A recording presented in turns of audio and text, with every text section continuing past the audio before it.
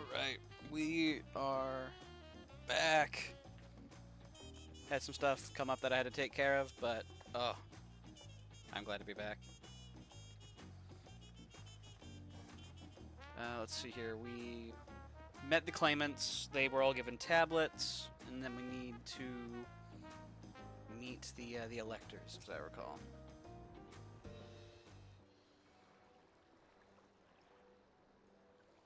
That's right. The reservation's under Wuklamat's name. If you don't mind, I'll leave my companions to you.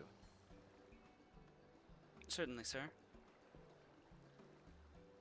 I'll go and track down the third promise. Once you finish organizing your gear, you can meet us out by Zabariev Tiye.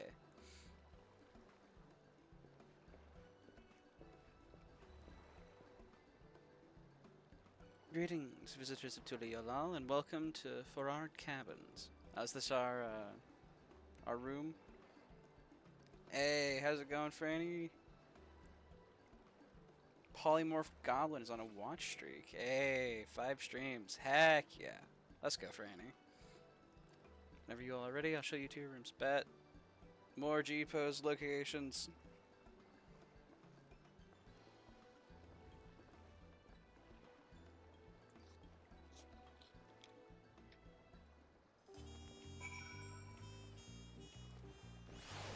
Let's see here. Where? Okay.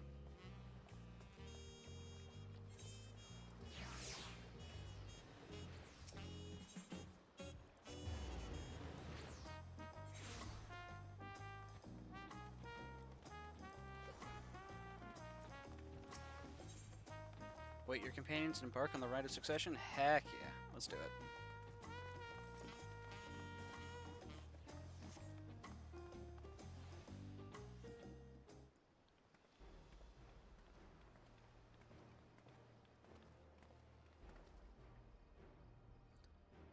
Trust you to be the keenest to head out. You bet.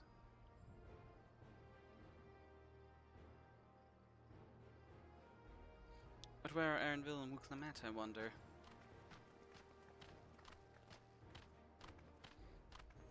Oh, do I get to choose? Also, I did manage to get game capture working again. It seemed rebooting has helped things. Oh good, you're all here. Who might your companions be? Seeing as we needed information, I thought who better to get it from than the locals. These two hail from the villages we're thinking to visit. Oh god, are they trying to get me to do Beast Tribe stuff? I'll have you know I have nothing on my reputation page aside from my comms. I give you credit for taking the initiative, at least. What do you mean, at least? I am honored that the third promise would seek my advice. I, too, am happy to answer your questions. Any encounter might be an opportunity to do business. Thank you both for your help. Before we begin, there will doubtless be other occasions when we need to act independently, so I brought these for the two of you. Hey, we getting them looped in on that Scions of the Seventh Dawn link show? What's this? It is called a link pearl, a gemstone harvested from a special shell. When linked together, they allow people to communicate across great distances. Is that so? What a handy thing to have.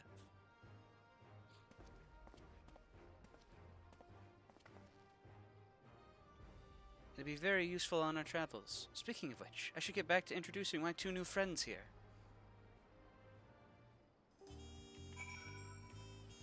Are we ending cutscene? Just I have a feeling another cutscene is coming up.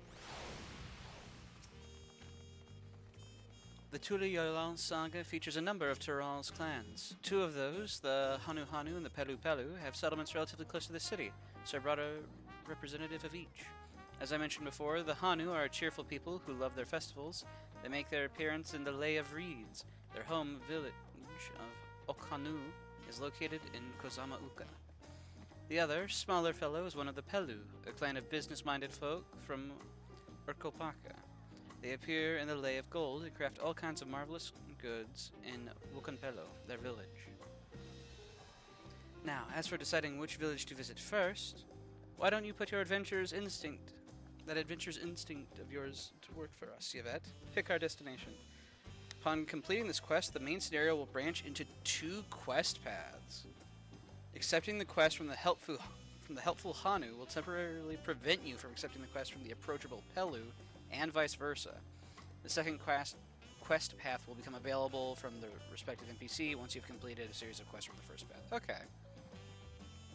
Furthermore, story elements and quest rewards will not be affected by your initial choice of path. Speak with the NPC you prefer, and embark on the Trail of Dawn for the Rite of Succession. Bet. Alright. Now, I know we might have a little bias in the chat, but what are we thinking? Pelu Pelu or Hanu Hanu?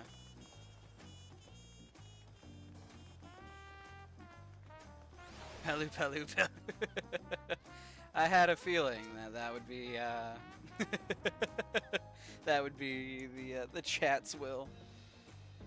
The quest to Kozama Uka will become available once you've completed this quest series, beginning with the approachable Pelu.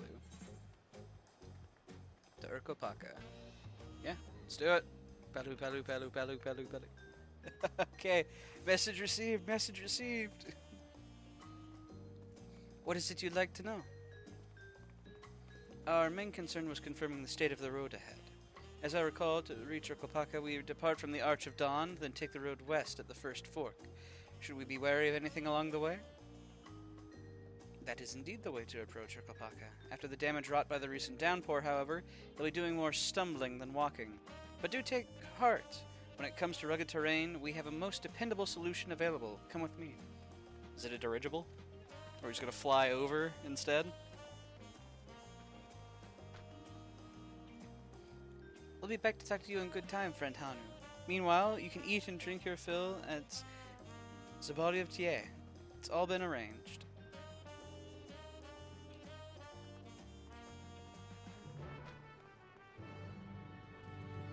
Yes, if I try talking to him.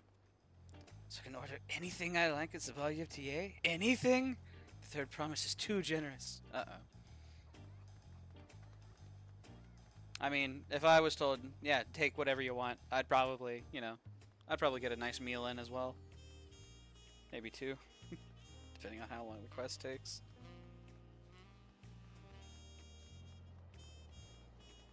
It's nice to be in a new expansion. No one expects me to fly everywhere yet. I can just walk. Or run.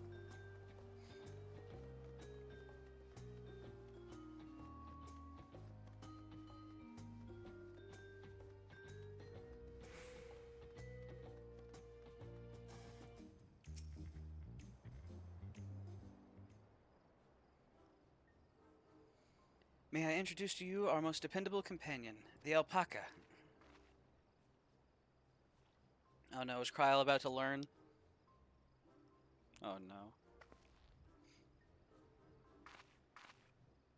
These animals can traverse Urkopaka's steep mountain trails as if they were gentle fields, and all while carrying heavy loads. Our merchants would be lost without them. So they fill much the same niche as our chocobos back home. You don't have alpacas in Eorzea? Alpacas are native to Yogg-Taral. Eorzea has its chocobos, and the eastern lands have their horses. Why go to the trouble of breeding another pack beast in a place which ill-suits its qualities, and where it's not needed anyway? But must we ride these little monsters? Of course. Get the impression you aren't fond of alpacas. When I was small, and being a bit naughty, I went around pulling on their wool. One of them spat on me, and it was the foulest stench you can imagine. Sounds like it might have been a little deserved. I see. What are they like to ride? Alpacas bred as mounts are inquisitive and docile. Even those without experience find them easy to handle. Are really doing this then? So, was my information useful to you? Yes, very helpful, even if it wasn't what I wanted to hear. Good, I'll take my payment now. But you want me to pay you? Yeah, they're business folk. They want their money. I guess I should have expected as much from a Pelu merchant. Let me see what I have on me. The Pelu Pelu value the act of spreading joy through trade. As you should know, they take pride in making deals that benefit both parties.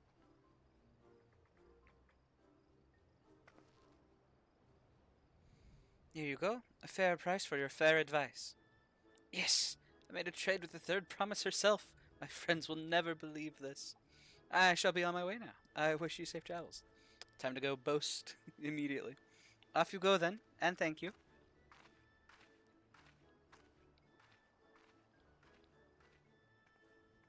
I better not get spit on again. How much do you think she had to pay in terms of like gil? Like what would you all value that information at about alpacas? You know? I could probably see, I don't know, maybe like 10k guild? Gil. You brought that on yourself. Remain calm and gentle, and so will they. Please tell me that the alpacas are going to be different sizes like the chocobo, so Kryle's going to have a tiny alpaca. That sounds adorable. I'm still not happy about this, but if we need to ride alpacas to reach Urkopacha, then that's what we'll do. Let's do it. Why was I not at full opacity there? Wait. I saw buildings through my head. No. It's Praetorium all over again, except I'm Sid. No. Turali poets of yore sang of a mountain that would stand tall, even should all other lands sink beneath the sea. Indomitable and eternal, it arises from Urkopacha, the 100 peaks of time. Of all the beasts which crawl and fly, only the legendary Valigarmanda could hope to disturb the summit's serene majesty. Yet, with that flying calamity imprisoned by the Dawn Serpent, what great feat remains for those who would claim the throne? We'll let it out and put it back. They'll never see it coming.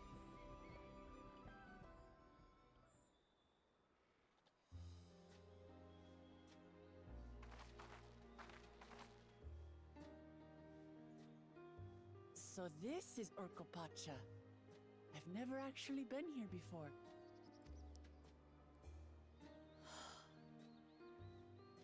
The air is so crisp and clear. Mountains everywhere you look. That one massive peak in particular has quite the presence. It puts me in mind of Som-Al. That is Workor Sormor, the tallest mountain in Yogg-Tural. Its sheer height makes it an imposing climb. But there are other reasons the ambitious keep their distance.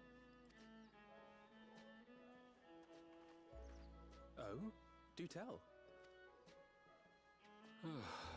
Where to begin? Excuse me, but you're Wuk Lamat, are you not? I hadn't thought to encounter one of the Dawn's promise here of all places.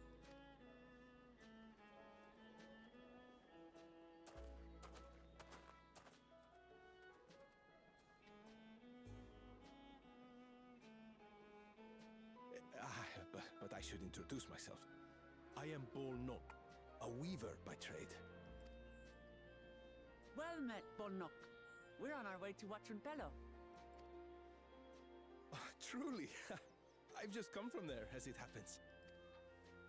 I'd asked the Pelu who sell me their wool to give me a tour of their alpaca ranch. The head rancher and I shared a bottle of mezcal while he explained the finer points of wool production. Yeah, you see, we feed them grass, just kind of grows everywhere, and then over time the wool just kind of grows out of them. Mezcal, is that a local beverage? It's an Urkopacha specialty, a spirit made from distilled agave heart juice. Yes, and it must have done wonders for my mood, for I tripled my usual order of alpaca wool. They did offer me a discount, though, so it wasn't a bad deal in the end. Franny, is this how you make your money? It's like, yep. Hey, let's have a drink. Anyway, you should triple your order, and then that's the crafter to crafter. You know, that's how you work the market board. But listen to me, boring you with my tedious stories. I will leave you before you are lulled to sleep. Goodbye, and safe travels.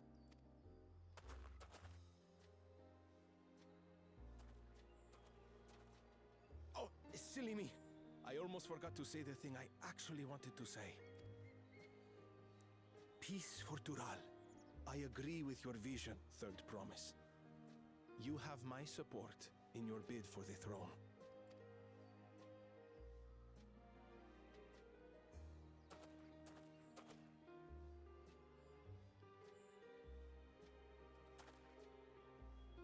I gather from his tale we would be foolish to underestimate Pelu Pelu merchants. Oh god. If Estinian ends up here, he's doomed. Yes, they do more than run the markets in Tuliyollal. Pelu Pelu peddlers can be found everywhere in Tural, traveling from place to place on their sturdy alpacas. They are effusive and engaging speakers, and many's the customer who's been talked into spending more than they bargained for. They won't find this customer so easily charmed.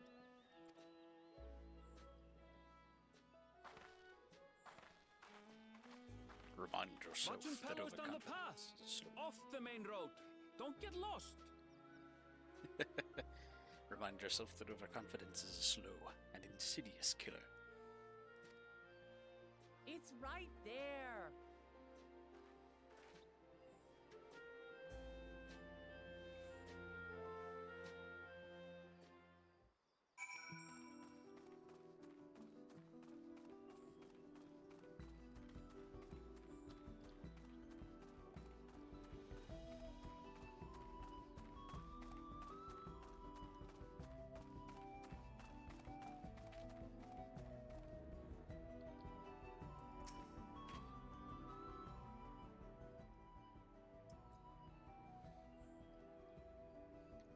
This is it, Wakunpelo, home of the Pelu Pelu. Muklamat should have arrived before us. Yeah, by like 10 seconds. Yeah, there she is. That's not good.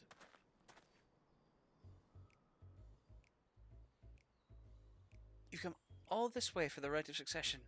Oh, so this means I'm exchanging words with the future Dawn servant. But please, the outcome is far from decided. But it is a possibility.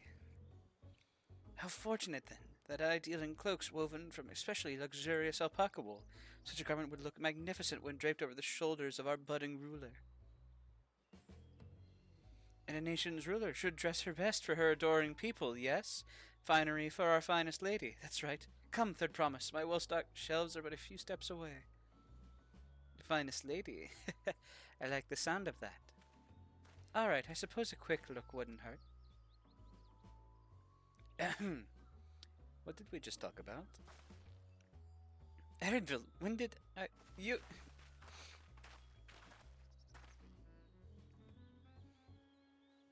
Ah, a Shatona from far off Zakteral. Northern winters are bitterly cold affairs, I'm told. I cannot imagine how you survived them without a lovely warm cloak of quality alpaca wool. No, thank you. I'm not in need of new clothes at the moment. Neither is the Third Promise. Perhaps another time. Of course, of course. My shop door is always open.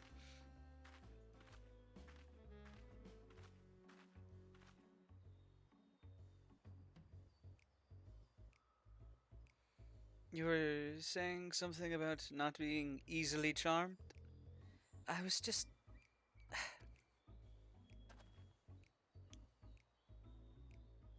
That's a Vieira pose that Book's doing. I know that pose. I use it. As I mentioned previously, the Pelu people live for bringing happiness through trade.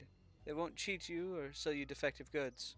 They will, however, disarm you with their deft turns of phrase, and unwitting customers like Muklamat fall prey to this affable approach time and time again. Your only recourse is a clear and firm refusal.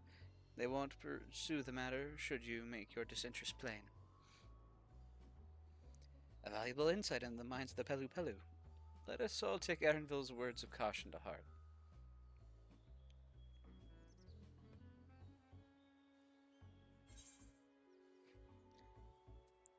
Wasn't it Alphino who bought Gozetsu's sword for exorbitant fees? Oh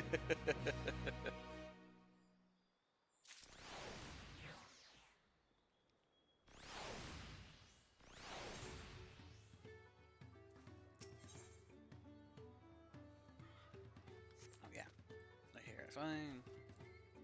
Change pose. Yeah, there it is. That's what she was doing earlier in the cutscene. Traders of happiness. Bet. Not my finest moment, I'll admit, but now that we're here, let's do what we have come to do. Find the Elector. Allow me to propose a strategy then. Kryl, Alize, and I will speak with the merchants. Muklamat, you and Aaronville might try approaching travelers and passerby. Yvette, pray investigate any of the other establishments which catch your eye. Should we learn aught of use, let us relate to the third promise.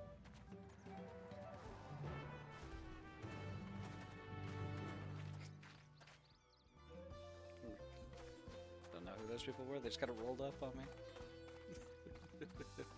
Let's see here.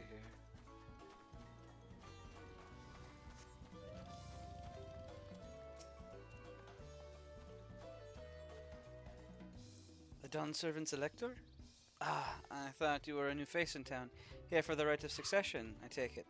Me, I don't much care who sits the throne, as long as they keep Tyrell peaceful. People tend not to be in the mood to relax and sip our excellent mezcal once arrows and spears start flying, if you know what I mean. Speaking of which, would you like a cup? A joy shared's a joy doubled, I say. I'm alright. Now, things I still have to tend to. Alright. Yes, you were acting about that Elector business. Being but freshly returned from my trading route, I've heard that there's a contest afoot, but not much else. Our head ledger, Tobli, could probably tell you more about it.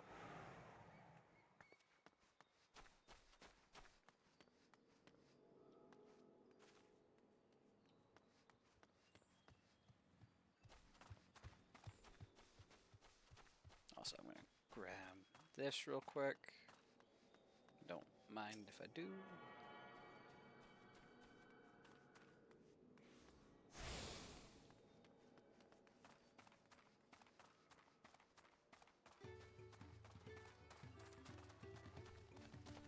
Patient Porter. Electors? Oh yes, I've heard all about the right of succession. They're looking to put a new ruler on the throne, eh? Personally, I'm rooting for Zorolya. If the first promise wins, he'll look to expand our sphere of influence. That means access to more resources and more customers. In the thousands, column, potentially. So many new trading opportunities to spread happiness far and wide. Others have been coming around to my way of thinking, so I've begun crafting goods inspired by the resilient sun. Would you care to purchase something? No. No, I would not. Very well. You said you wanted to know about the Elector. I could help you, but I won't. I can tell you're no supporter of Zorolya or his policies. Fair enough. How are things going? So far, so good. We're exploring all kinds of, like, crazy, beautiful places. We're having a blast. And let's go ahead and cycle through the poses until I'm back where I was. There we go.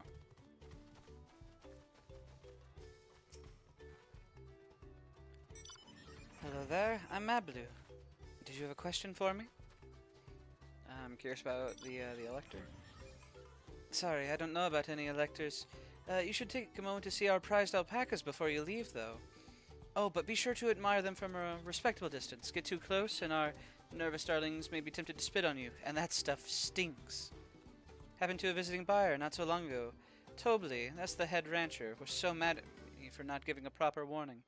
No one makes a mistake without Tobli noticing. He notices everything that happens on this ranch. Good to know.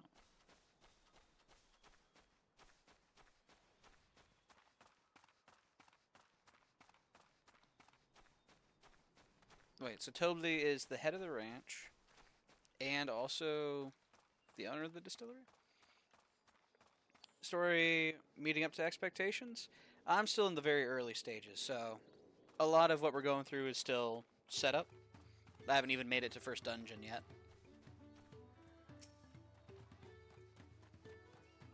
So obviously it's a little slow at the moment, but that's because we're going places, meeting people, setting up stuff. No big climactic action moments yet. You really have to watch yourself around these silver-tongued peddlers. I almost bought a bottle of mezcal and a stack of blankets, and then there was this enchanting ornament. Anyway, I did manage to learn that Tobli is the man to talk to about this contest. Now, if only they share where this head ledger of theirs is found. Have you tried paying him? Really? He's also the head rancher. Well, the alpaca ranch is not far from here. I say we pay it a visit before the others return. Uh-oh. Are we gonna buy mounts?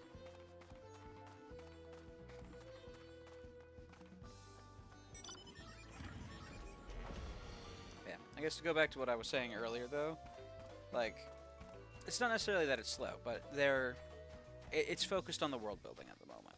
You know, filling out these cultures, getting to know the people of the area. But as someone who is mostly a combat content person, the world building's cool. But I'm looking forward to fights.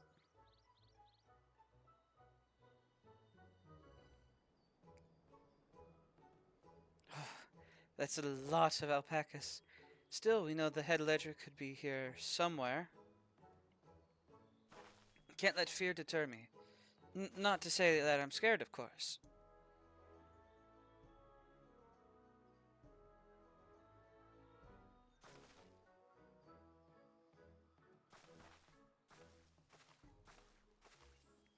Excuse me, is one of these workers Tobli? Tobli? Oh yes, he likes to mingle with the ranch hands and keep an eye on things. I can't tell you which one he is, though. You can't? Is this part of the contest? All I can say is that Tobli often mentions his favorite pungent subject. He also can't resist a profitable trade, though who among us could, am I right? Still, if you bring him a very good deal, he might let his identity slip. Sounds like a game. Easy enough. All I have to do is offer Tobli a deal he can't ignore. No problem at all. Well, maybe one problem. I don't think my purse is deep enough to pay everyone we think might be Tobli. Let's ask some questions first to narrow down the field. Great. We can meet back here to share our impressions.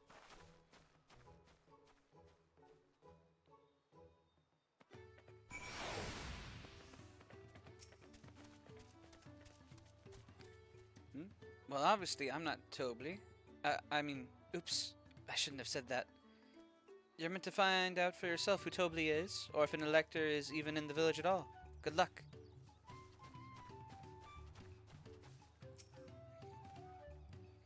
Ah, a visitor from across the salt, if I'm not mistaken.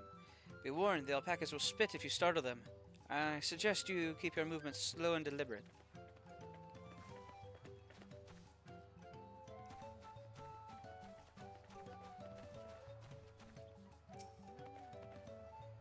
You think I might be Tobli? Well, maybe I am. All I will say is that in this village, none have reared more alpacas than I. Am I Tobli? Yes. Yes, that's me. Excellent work from the third promise in her entourage. Sharp instincts. Shall we commence the rite of succession then?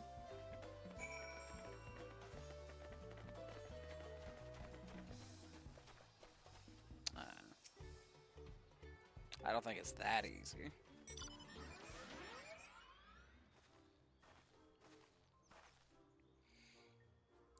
I see we're both done with our interrogations. So who do you think it is?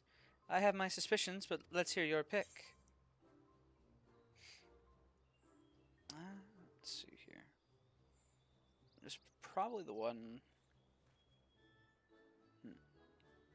Tobli wanted to make sure that everyone was given warning about the alpacas, so I kind of think Diligent. Because I was the only one that, like, warned me.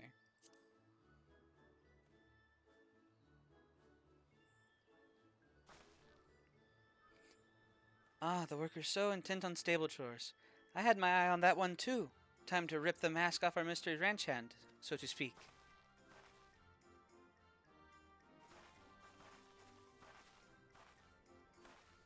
We know it's you, Tobli, and to prove it, I propose a deal.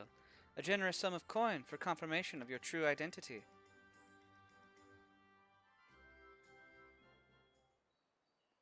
An offer I gladly accept. As you have correctly guessed, I am indeed Tobli, head ledger of Wakanpelo and head rancher of the family ranch.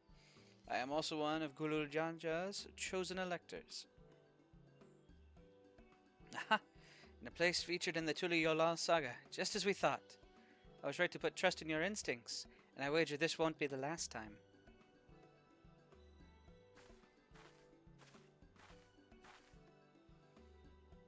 She found you out fair and square, Tobli. And I'm glad she did. It would have been a pity had her bid ended here.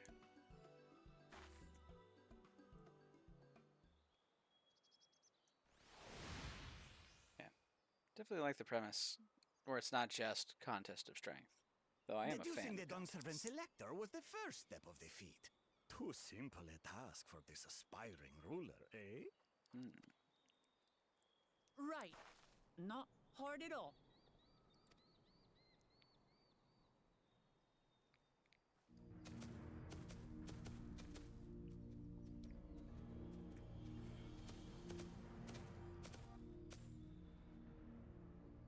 Zorolja.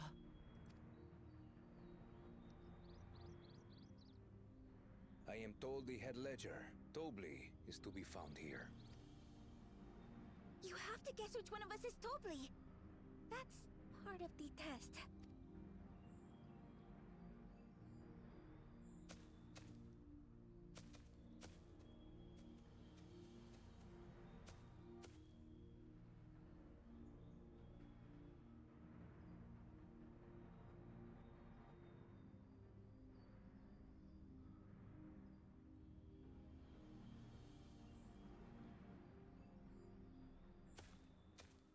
You're Tobli. Without even asking a single question. Very impressive indeed. With that amusing prologue out of the way, we can proceed to the actual challenge. Per the Dawnservant's instructions, I was free to devise any manner of feat. I considered a number of possibilities in the 10th column. But I think I have a good one.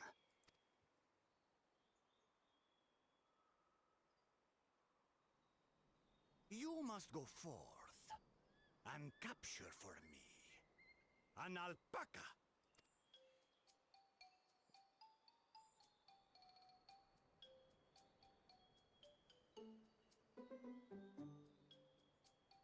While I've not had the best experiences with alpacas, aren't they generally docile creatures?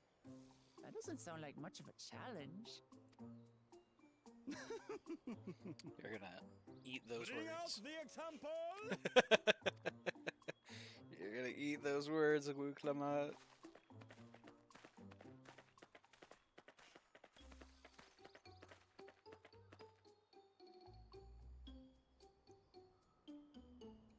This is a special kind of alpaca. Would you please approach the animal, Third Promise? Uh-oh. Who? Me? Well, it should stay calm if I stay calm, right? That's what Erinville said.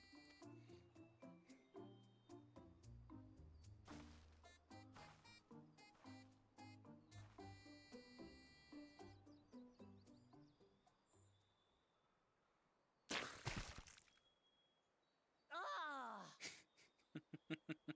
Little monster spat on me! Headshot, too. Oh, that stinks. I can't. Oh, shit.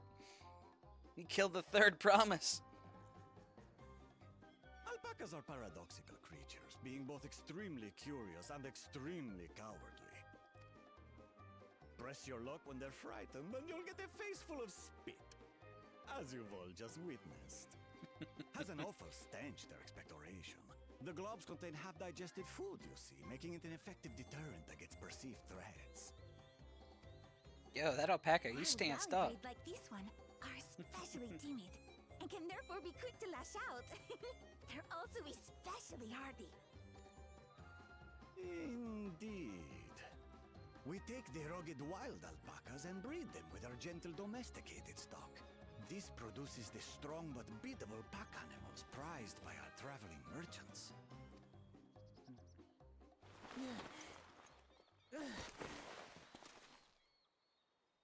That's all well and good, but did I need to bathe an alpaca spit for you to make your point? So, the task is to catch a wild alpaca. That is correct. But be warned that it is a feat easier said than done. I suggest you prepare well before you enter the valley where the creatures dwell. And by you, I mean the claimants only. Allies are not permitted to assist with the catching. Ooh, okay. Fair enough. The alpacas will help me judge which of you is worthy of receiving a keystone. So I'm to chase down a fluffy, spitting demon, and that somehow proves I'm fit to rule? As I said, the Dawn Servant granted me the freedom to decide my challenge. I like him. And when you reach the end of the ride, I dare say you will understand why I chose what I chose.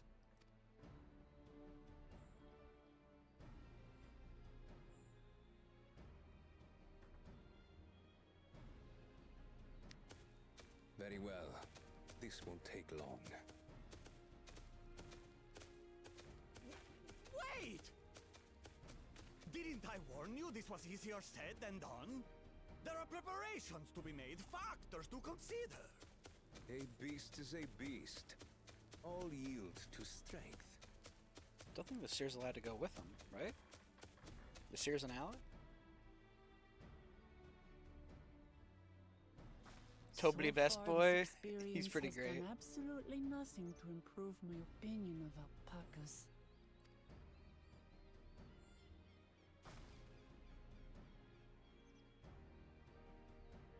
But that doesn't mean I can't do this. Revolting spit aside, they're just another animal. I don't think that's the message Tobly wanted you to take away from this.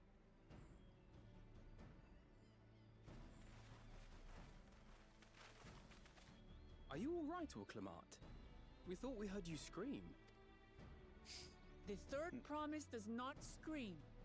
It was more of a startled yelp. Scream, in other words. I love how no one lets her get away with it.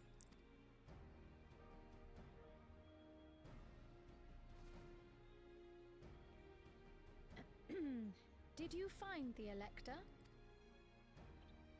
Oh, we certainly did.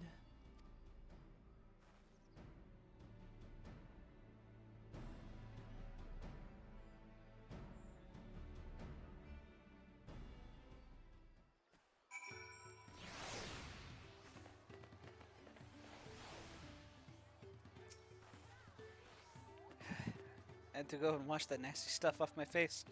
I think I got it, all of it. Would you mind taking a sniff for me, just to make sure? The stench has ruined my sense of smell. Hey, I saw that look.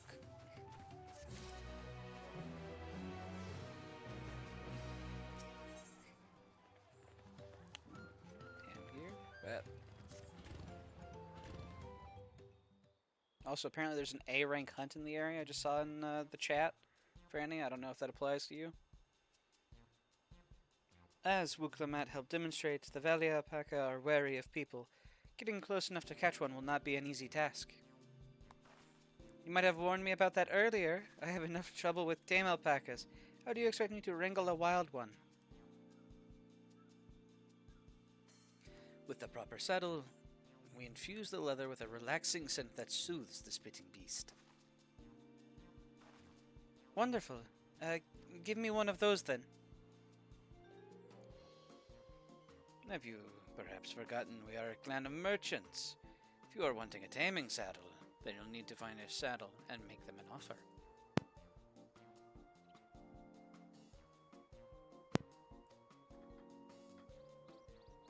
They don't come cheap, of course. Crafting a saddle will cost you the equivalent of 10 pel in the thousands column. Only 10,000? Assuming we have a roughly equivalent exchange rate. You mean 10,000 pel? I don't have that kind of coin. Just now starting to realize how rich we Eorzean adventurers kind of are. I'm pretty sure my couple million gil would be more than sufficient. Converting to gil, that comes out to around 1 million. Okay, yeah. Wait, we have an exchange rate. Franny, write this down for your, I'm sure you've got, you know, Dawntrail stuff you want to do. So, about 10,000 pel is around 1 million gil. If we all pitch in, I mean, I got 25 mil. This is my feat to accomplish. I wouldn't feel right about having others pay the cost. I'll find the money, somehow.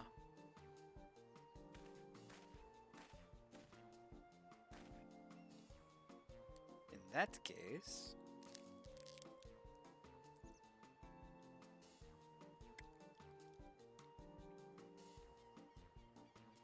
that basket of wool is worth the sum you paid me earlier.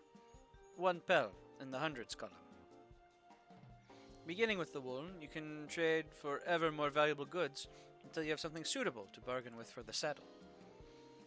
That's a nice gesture, but you think I can turn 100 pel into 1 million?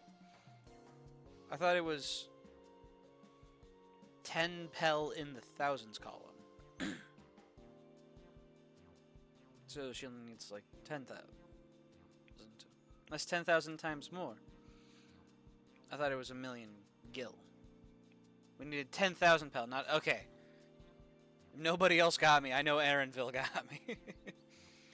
We need 10,000 pel, not 1 million. So we're looking at 100 times more.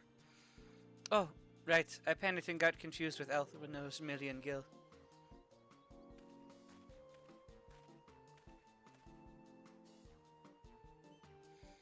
I'm not so sure about this trading idea. You were almost talked into buying a cloak you didn't need mere moments after you arrived. But I hate it when you're right. Then let me help you with your deal making. Oh, hello again, Mablu. I work here as a ranch hand. I've also learned a lot about the peddler profession. It's alright if I aid them now, yes? I guided the claimants towards the first step of the feat, like you asked. As long as Wuklamat goes alone to capture her alpaca, she is free to accept assistance from whoever she likes. Hooray! Let's see about getting you that saddle then, Third Promise. I don't know why you made the offer, but I could use an ally with a beak for bargains. Welcome aboard, Mablu. That's because she wants you to pay her. I think. Pay for her advice? Should the rest of us stay behind, perhaps? It may be easier to haggle over prices without so many voices chiming in. Yes, stay here and pitch in with the ranch work. With Mablu gone, I'll need extra hands to tend the alpacas. Gladly, although, Yvette, I think you should go with Wuklamat. You've seen markets and bazaars the world over, and surely have sage advice to share. I'll have you know I'm something of a fish peddler myself.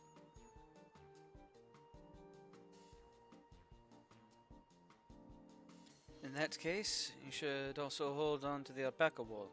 If it's misplaced or soiled in some way, you'll have nothing to bargain with. As if I'd do such a thing. But I'll leave the wool with Yvette anyway. Better to keep my hands free.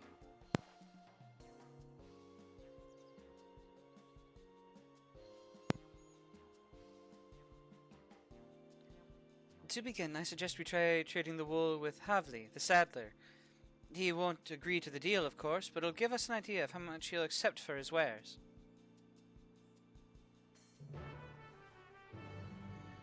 Let's go, boys. It's a merchant campaign.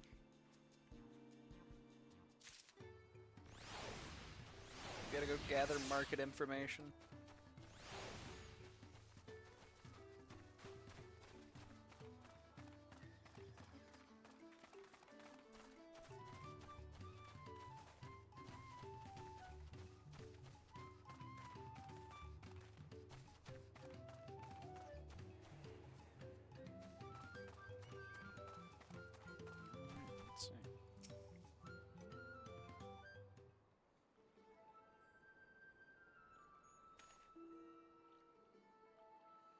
Got you cornered now. Something I can do for you? Dormammu, we've come to bargain. I need one of your special taming saddles to catch a wild alpaca. A saddle, is it? And how will you be paying for it? With this basket of fine alpaca wool.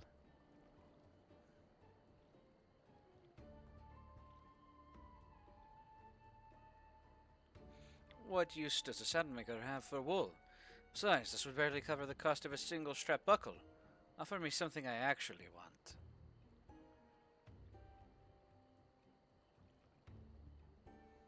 And what might that be? Mescal. I like to nurse a cup at day's end while I inspect my finished work. Bring me a jug of quality stuff, and you've got yourself a deal. This bodes well for us, Third Promise. Such mescal can be had for only 5 pel in the thousands column. So, the amount that we're looking for.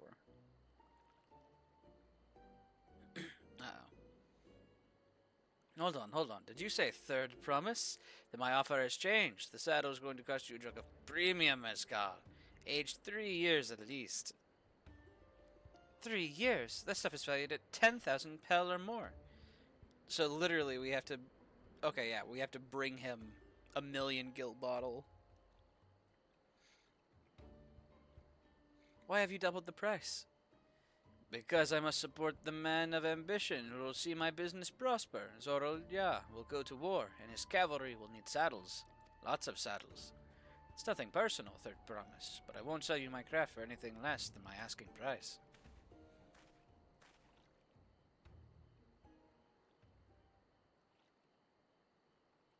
Wuklamat is surprisingly anonymous. She wasn't recognized on sight by that guy. There's only one Mablu brought up that she was the Third Promise. Can't say that I blame him. I'm known for championing peace, and peace is unlikely to bring him more customers. Perhaps you should preach trade, then.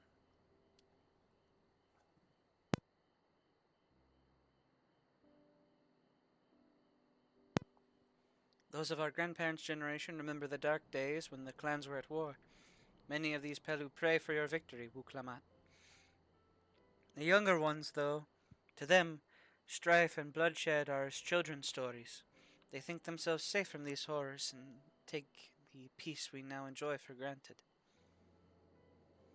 Still, others are unsatisfied with this quiet prosperity and crave the future the Second Promise envisions. They become obsessed with innovations like the dirigibles that have made trade swift and easy. Then you have those like Havli, convinced that the First Promise's plans for conquest will afford them opportunities for great profit. But what about you, Mablu? Aren't you of the younger generation? At least a year or two younger than me, I'd say. Oh, I was raised on the old tales. I've memorized the accounts of what it was like when the Yakhoi ruled over our village. That's why I offered to help. I want you to become Dawn Servant, to keep our nation from going back to the way it was. Well then, I guess I'd better make sure I win the contest. But the type of mezcal the saddlemaker wants is so very expensive. It's the price of the saddle itself, yeah. Weren't we expecting to need 10,000 pel from the outset? Nothing's changed. We just need to get on with it. I may not have a head for trade or the stomach for alpacas, but I won't give up with the peace of Tuliyoal on the line. Then neither will I. We will make you Dawn Servant. Aiming for that 10,000 pel jug right away will only bring us failure and frustration. So let's try exchanging the wool for anything even a touch more valuable. The trick is to find someone who needs alpaca wool and is willing to trade at a loss to acquire it. Someone who supports your bid for the throne, for instance. Maybe looked for a weaver, most likely. Well, he just bought triple his needed alpaca wool. So he's already got supply. Maybe, though. Of course, the weaver. Bolnak was his name, I believe. He went out of his way to say he agreed with my vision and he was here to buy wool. I think I remember the direction he was going, but for now, let's head back to the road where we first met him. But he was talking to buying triple the wool that he actually needed, I guess is my only concern there. You're asking him to pay more for a supply he doesn't necessarily need.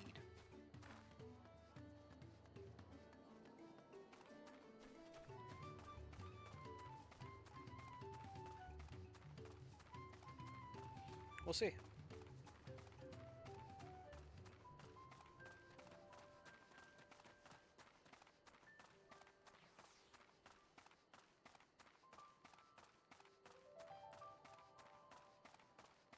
Also, someone apparently found a house that Lalafels cannot enter.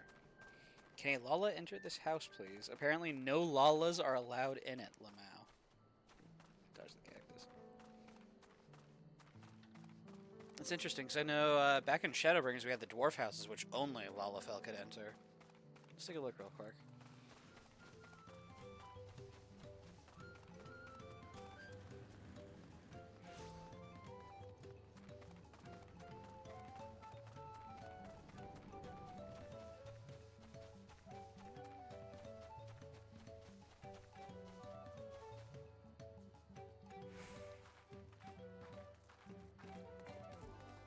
Oh no. Wait, what?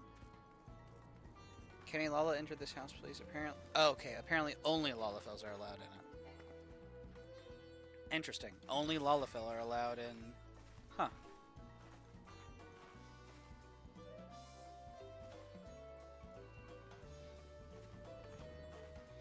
Okay, so it is exactly like Shadowbringers. It wasn't an inverse.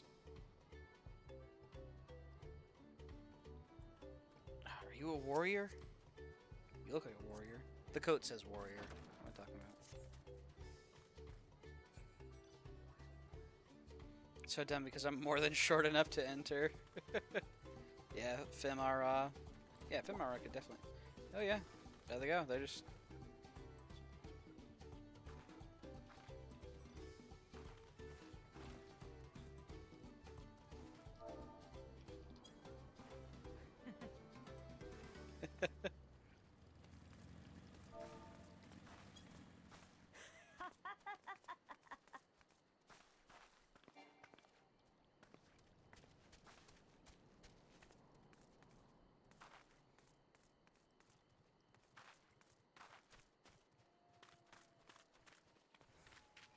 Yeah, Lalafell exclusive.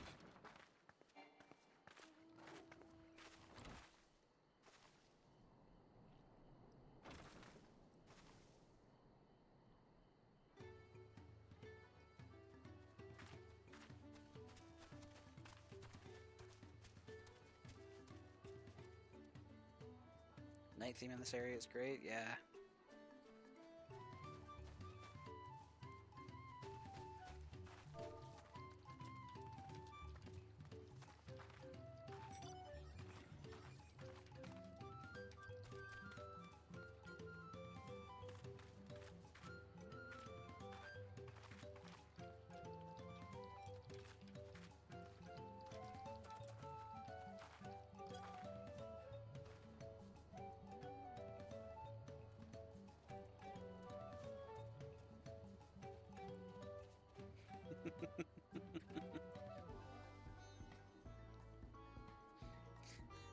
Holy shit, baby house for babies is the Rothgar that just rolled up.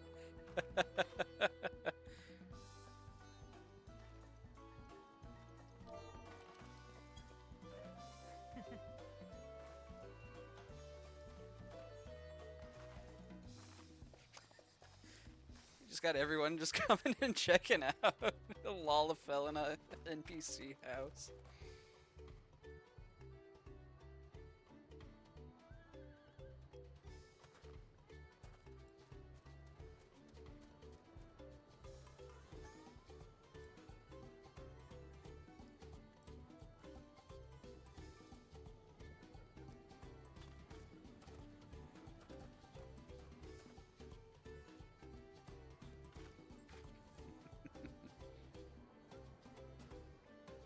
I'm small too. Not like puntable.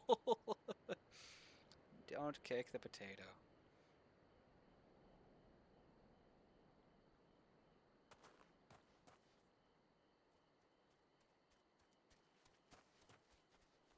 You are small. I am small, says the potato.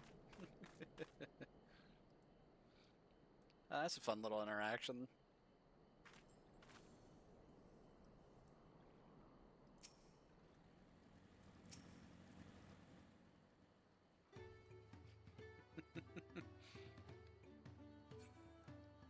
Alright, well, let's get back to it.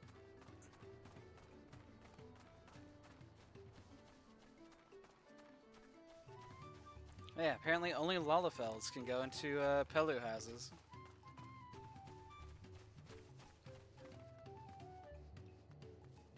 Does that hold true with more buildings than just that one? If I come around here.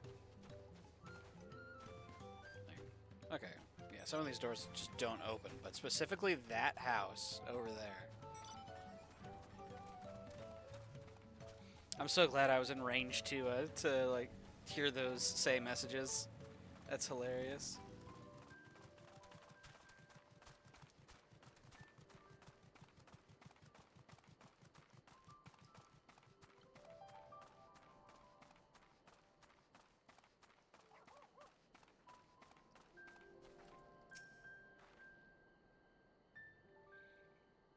This is the spot after Bullnock talked to us. He walked off to the south. Then he was probably going to... Would that be Isuvlo or Ikuvlo? Ikuvlo's Inn? Most visitors to welcome Pelo end up staying there. Let's go check, shall we?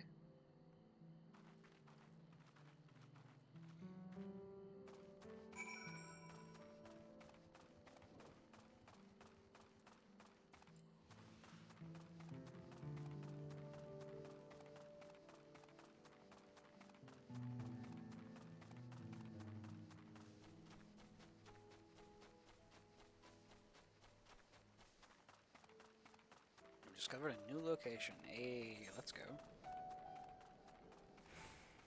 Oh, wow. Oh, wow. I just actually really zoomed out. Holy. Okay. There's a fair bit going on here. Can I have the basket, Yvette? Sure. There you go. Thanks. Now let's see if we can turn a profit.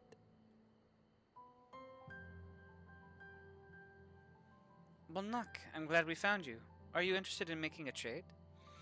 Third promise, you wish to do business with me? Might I ask, what is this all about? I want to upcharge you for this basket of wool. I know you went for one basket and you bought 3 from the Pelu Pelu, but hear me out. You really need a 4th.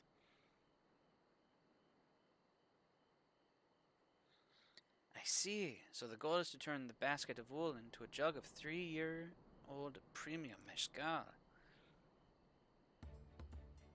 Then allow me to invest in your efforts. Hey, fair enough. Let's go. Peace in Tural is what allows me to cross freely into the lands of my suppliers. Naturally, I would prefer that one pledge to preserve that peace when the throne. Thus do I humbly offer you this wool poncho. A small token that I pray contributes to your victory.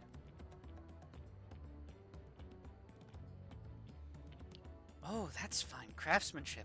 Garment like that would easily fetch 5 pel in the hundreds column. That's very generous, Bullnock. Thank you. I promise I won't let you down. I have every faith in you, third promise. May fortune bless your future dealings.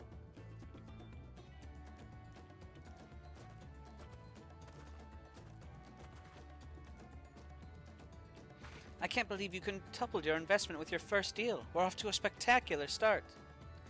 Only because Yvette remembered our weaver friend. All I did was hand over the wool. That's not true. The connections you build with people are vital. This is one of the most fundamental precepts of trading, one which you instinctively mastered. You think so? I know so. Now let's take our 500 pel poncho and trade it for something even more valuable. Here, Yvette, you take the poncho. If I lost it somehow, Erenville would never let me hear the end of it.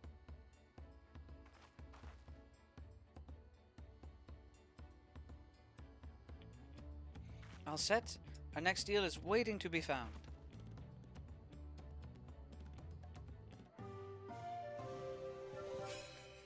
It's got its own animation. That's great. I love that. Okay. Success. You traded a 100 pel basket of alpaca wool for a 500 pel wool poncho.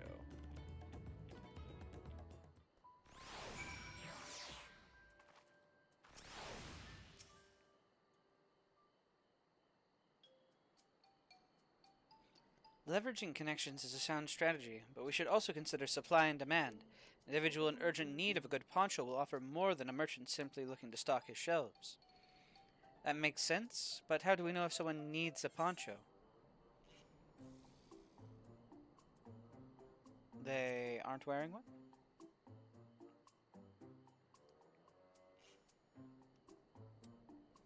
That's the obvious answer, isn't it? We look for a person without a poncho and hope they're eager to buy ours. Okay. Yes, there you go. We find the demand for our supply. So, where should we begin our search for prospective buyers? There are any number of places, but we could do worse than starting right here at the end. There might be interested travelers.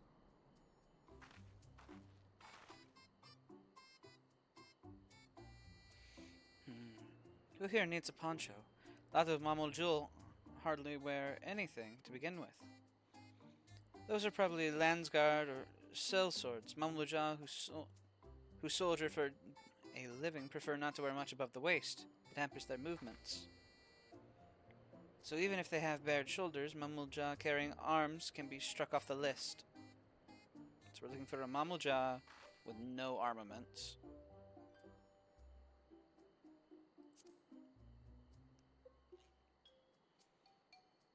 Let's see, no coat or cloak, but also no weapon. Oh, we might have a winner. Oh there, friend. You are not a mercenary by trade, right? I was curious about your bold choice of dress, or lack thereof. Oh, it was no choice of mine, believe me. I was attacked by beasts on the way here and barely escaped with my scales intact. My coat was not so lucky. I'm actually a toolmaker from Duli Yolal, and was dressed quite smartly.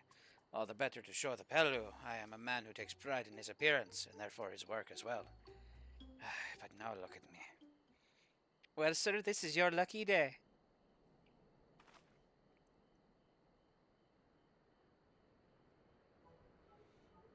What a splendid poncho. This would be the perfect replacement for the coat I lost. We'd be willing to part with it, if you'd like to make a trade. For one of your fine tools, perhaps? What about this hatchet? I crafted it myself and will vouch for its quality.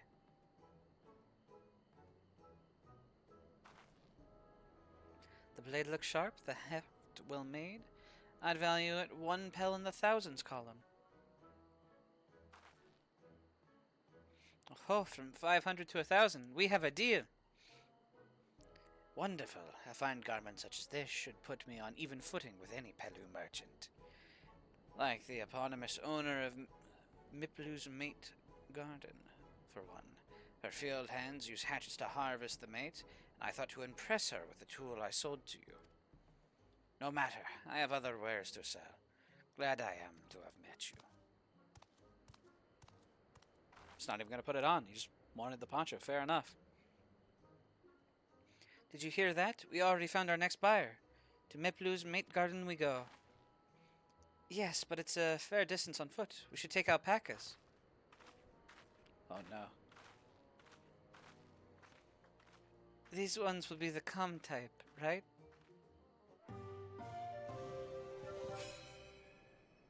Hey. Success, you've traded a 500 pel wool poncho for a 1,000 pel hatchet.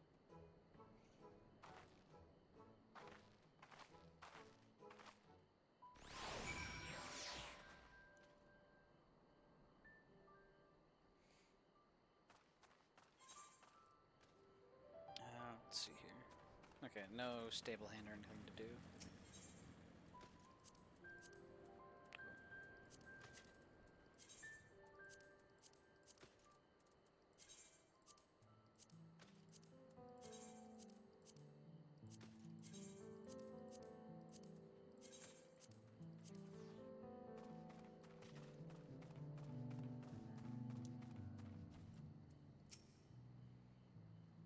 Well done recognizing that toolmaker is a potential customer. If you have a mind to change professions, you'd make an excellent merchant.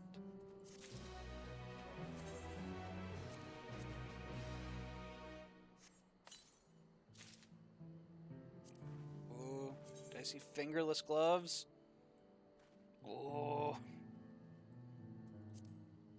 With the double dyeable? Let's see here. Bands. And then the main. Oh, the new dye system is so cool. I'm a sucker for it. Alright, that's it. Let's keep moving. Mablu's Dream. Before we get to moving, you should be the one to hold this. With that, I suppose we should hop on the alpaca as Mablu has so kindly provided. Now let's go. Ready to go? Let's mount up. Begin the alpaca ride? Yup. It's off to the mate fields we go. Please don't spit. Please don't spit. You'll be fine. These ones are accustomed to people. I still don't trust them.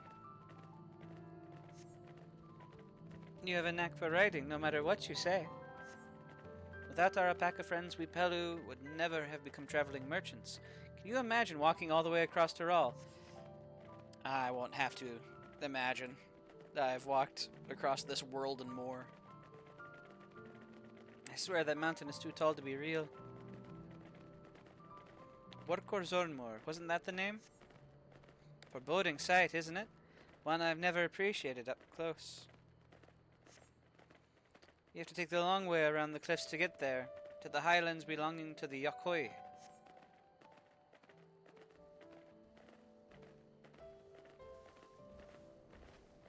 So, Mablu, you said you were learning about the peddler profession. You don't care for ranch work? No, I love it. I love working with alpacas. But becoming a peddler has always been a dream of mine. It's just, I'm not sure I have the talent for it. If I can help you buy the taming saddle, though, then it'd be proof that I can do this after all. In that case, you'd best get ready to be a merchant. Look, we're almost here.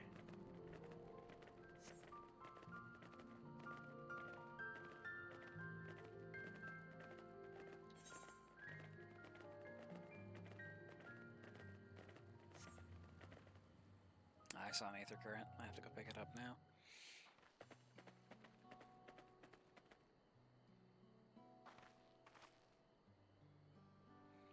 We made it, and without a single smelly incident. I sent the alpacas back to Ikulvo's inn, so we'll walk along the main road when we return to the village.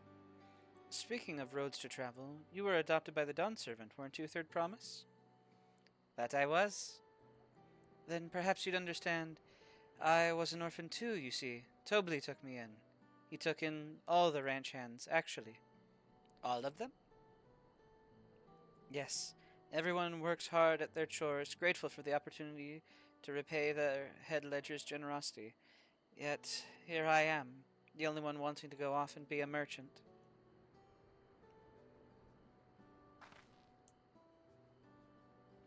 I'm sorry. I don't know why I'm telling you this. We need to keep trading things for your saddle, if you're to prepare for the feed of gold. As it's mate harvesting season, they can't have too many quality hatchets, adding to that Wuklamat's way with people, and we should have no trouble making a favorable deal. That's Miplu herself over there. Pass the hatchet to the Third Promise, and let's get to bargaining. Good late night, mister. How are you doing, Rose? I'm doing well. How about you, Vimer? I'm getting back on the Dawn Trail grind. Slept at a very odd time. From like, 8 a.m. to 2 p.m., but...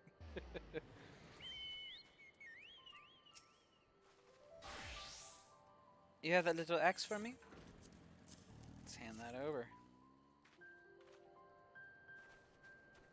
Thanks. Now to see what we can get for it. I'm tired. I can relate.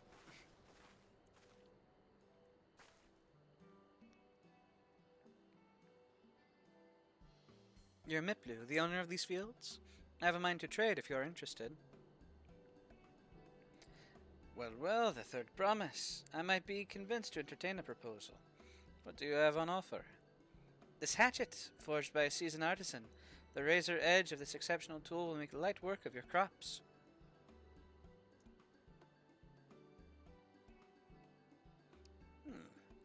The quality is acceptable, I suppose. I offer you a large sack of mate leaves in exchange. A sack of mate leaves is valued at 1 pel in the thousands column. Same price as the hatchet. The steel would bring us no closer to the mescal. If I may, Mistress Miplu, it's harvesting season, is it not? Does not the demand for hatchets afford them a higher value? It is indeed the season, which is why I procured an ample batch of tools well in advance. We've missed the window for demand. In that case, we'll have to fall back on connections. Think of it this way. A generous deal here will put you in the third promise's good graces. Surely that's worthy of consideration.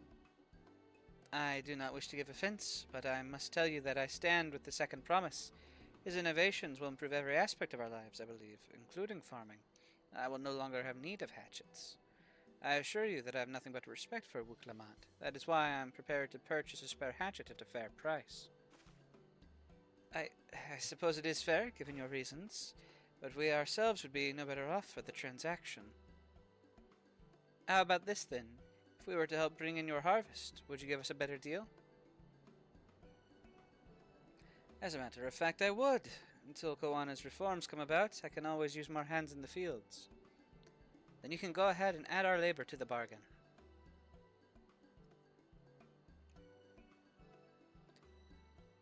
Added value to tip the scales. How could I have forgotten one of the most basic rules of trading? You can rest here if you like, Mablu. Yvette and I have meat to gather. Oh no, I'm helping too. Off to the fields then, and mind you pick the healthy leaves. I'll take 5 good bundles from each of you.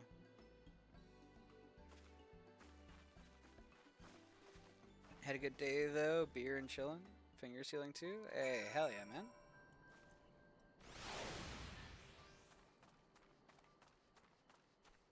Glad you've been having a good day.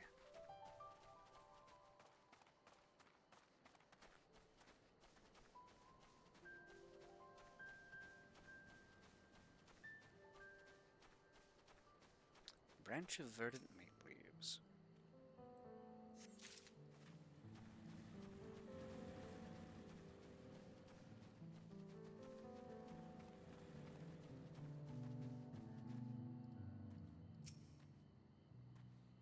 I'm staying for long in chat, unfortunately, as I am tired and have plants around. Hey, that's fair, man. Thank you for stopping by.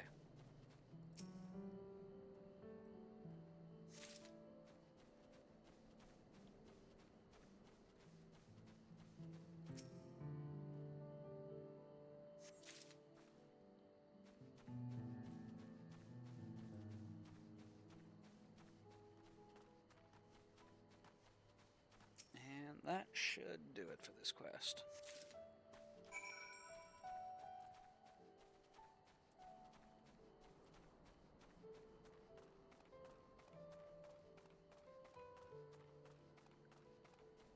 Yeah, I'm not familiar with this crop. I know a lot of stuff is sort of parallel to ours, though. Like potatos are potatoes. I don't know what mate would be coming across as, though. Or if there's a direct thing. You've brought me some leaves, then? Yep. Verdant mate leaves. Sizable pile of freshly harvested mate leaves. Okay. I was hoping for a little more in the text, but... An acceptable harvest. We'll see how your companions fared before I make any decisions, though. That's fair.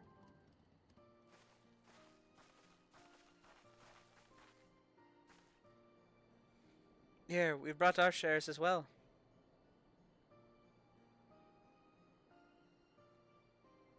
Thank you, Third Promise. This is more than enough to hold up your end of the bargain. Now it's time to honor mine. After adding the value of your labor to the price of the hatchet, I'm prepared to offer you a full sack of our highest grade mate leaves. Premium mate.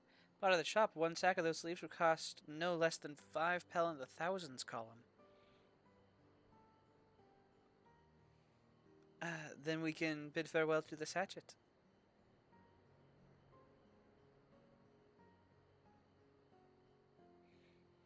I'll give it a good home. Talk of the contest aside, I'm glad we could come to a mutually agreeable trade. As am I. All the best with the rest of your harvest.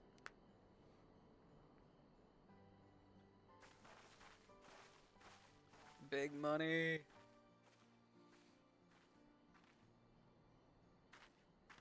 Quintupled our value again. Throughout the original price now that we were looking at previously. Mablu, what's wrong? It's as I was saying before. Even after everything Tobli's done for me, I'm planning to abandon it all and become a merchant. Then I needed your help after forgetting a basic rule of trade. How can I expect Tobli to accept my decision then? Have you mentioned your plans to leave?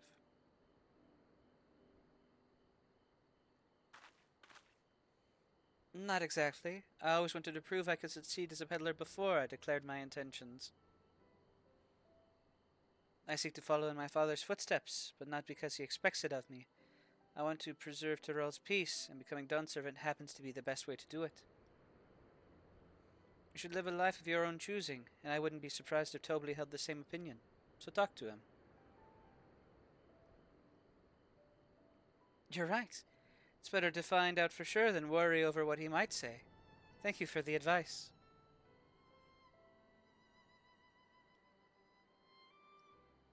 But first, we have a saddle to buy. I want that success under my belt so I can be sure of my decision. What's next, then? We try to trade our leaves for something halfway to 10,000 pel? No, I think we're close enough now. I say we go straight for the premium meshkal. Bargain our way into double the value, eh? Think you can do it? Trust me, I will make this trade work. I admire you, Third Promise. That you're holding your own against such strong competition for the throne is inspiring. Am I really holding my own against Koana and Zorolja?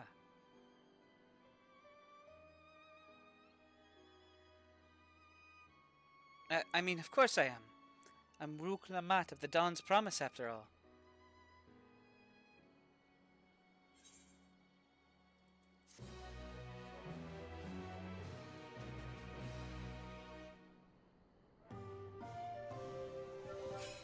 Big money. Success. You traded a 1,000 pel hatchet for a 5,000 pel sack of top-grade mate leaves.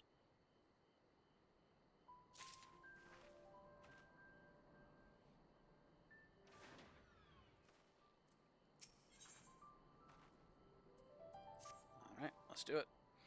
Before we go, let me give you the mate leaves. I don't need to risk proving Arenville's point.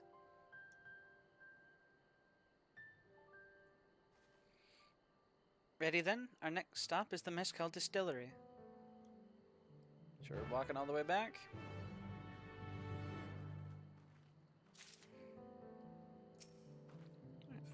Yeah, we can start walking back.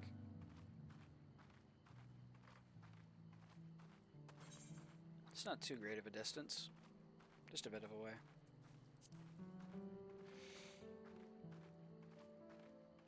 Noto Cactar. Looks like there's new variations on, you know, old mobs here. That's cool. Yeah. The scenery in this place is great.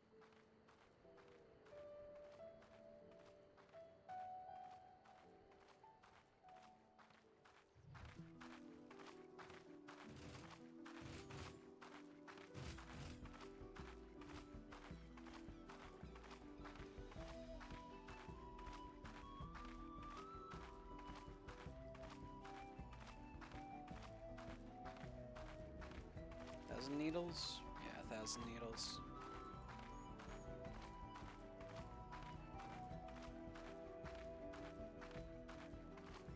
Yeah, the game does offer fast travel, but sometimes it's just kind of nice to walk around, you know, chat? Just take in the sights.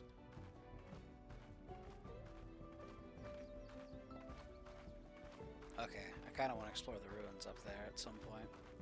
I'm sure we'll get around to it, though. Might be a dungeon.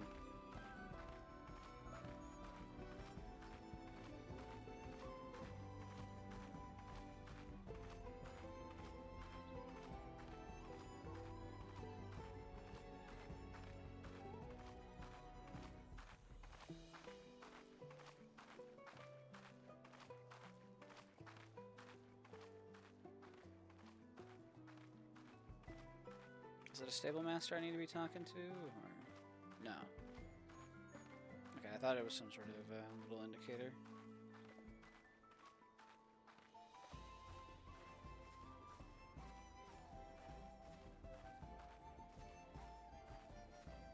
Yeah, there's a lot of ways to get around. Oh, I forgot to grab the Aether Current while I was out there.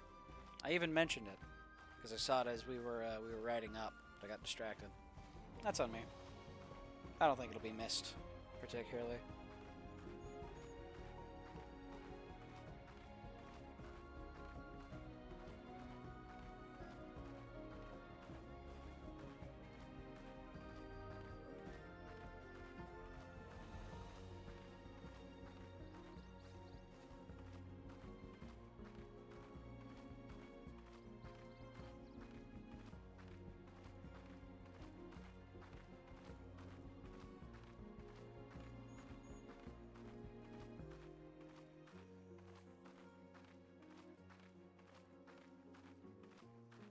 God damn if that isn't just cinematic.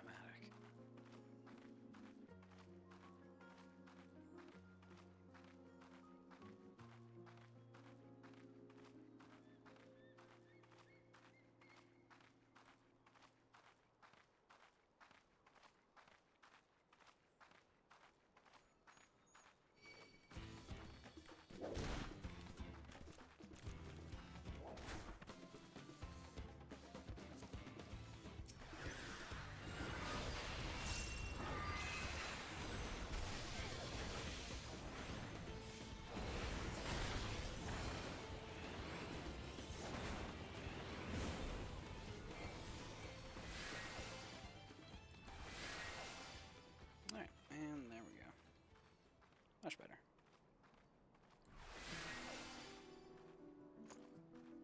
Yeah, they changed how aspect mastery works. It still looks like I have passive mana regen now as a black mage, but I no longer get huge chunks of mana like I used to. Still don't get what this game's about. It's an MMO. It's a pretty large story at this point. Let's see here. Looks like I'm going to be coming around from the north side of town. Cool. There's all kinds of things for you to want to do in this game. The easiest way to think of it is like a theme park. There's multiple rides and attractions you can go to, but it's all themed to the world, you know? If you want to just hang out and, you know, role play with people and just be a character, you can do that. If you want to go super hardcore into raids and do all these super intense fights, like I do, then, you know, you can always do that. If you want to just experience the game's story and what it has to tell, then that's perfectly fine as well. There's plenty of story loggers.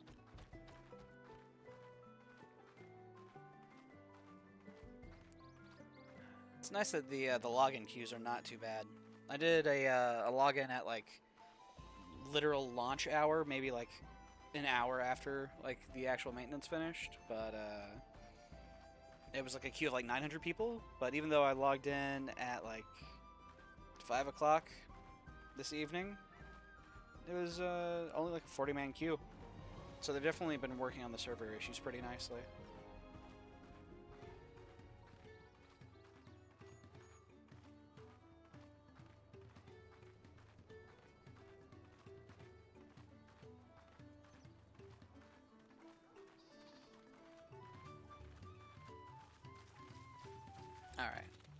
That said, you know, I think I'm getting bored of walking, so I'm just gonna... I can't finish it. I'm just gonna fast travel the rest of the way.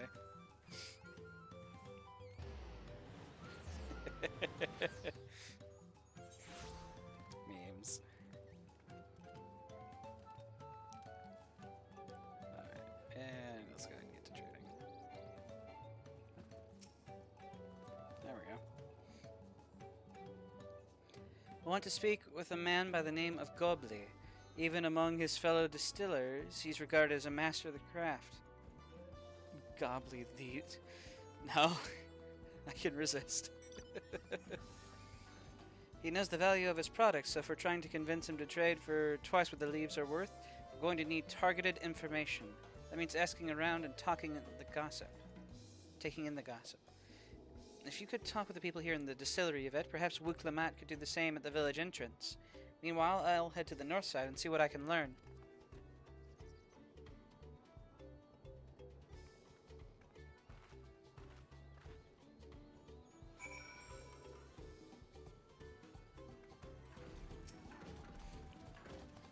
Babilja. Me, I'm a chef from Tuliyolal. I often come here to buy Gobli's Mishkal, the finest in Toral, according to my customers. He always brings out a jug during our dealings, but I can't handle the stuff too well myself.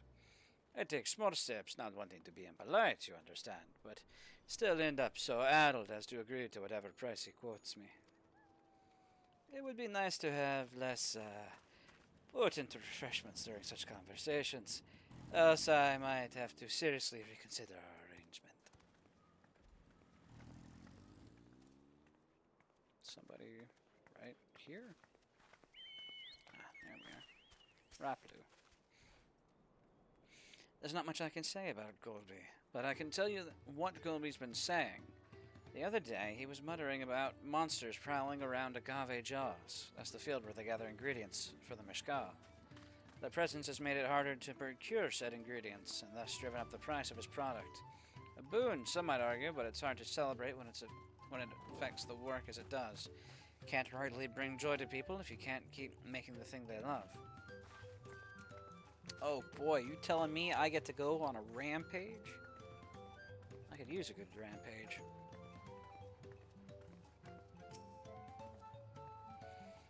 Gobley might be a deft hand at distilling, but he's got no sense when it comes to appearances. Rumor has it he's been invited to the palace for business negotiations. If he presents himself to the court wearing his usual rumpled attire, though, he'll be laughed out of Sunperch.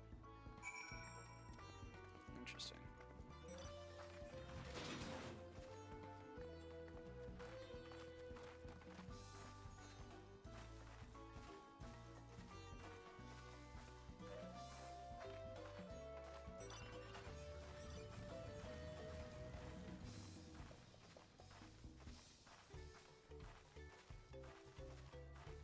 There's Mabdo.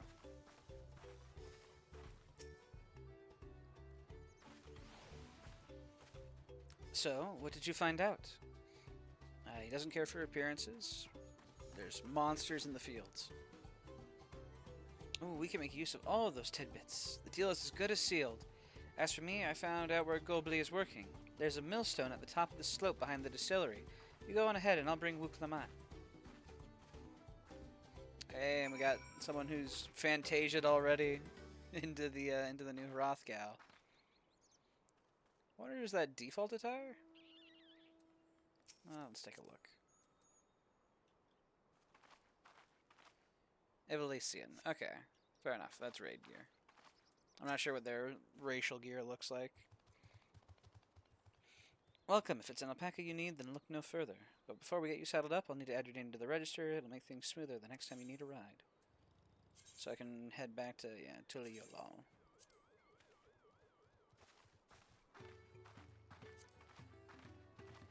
Let's see here. Gemstone trader? Do I have any gemstones just lying around? 72? Okay, not much. We'll see what they have, though. Maybe there's something of interest.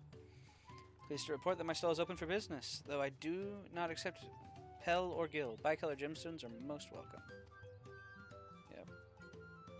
You now have access to this region's gemstone exchange. Trade bicolored gemstones for a variety of rare and exclusive items. Successfully completing local fates will allow for the safe delivery of goods in the region, increasing the number of items available for exchange. Alpaca fillet, mega magwe pineapple, and silver lobo hide. All crafting materials. Nothing I can particularly use.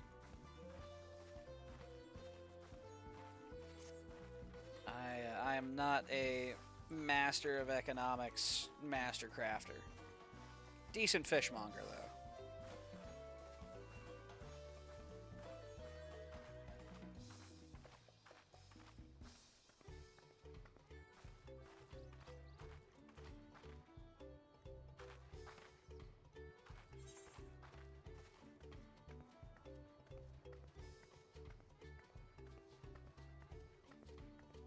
Here?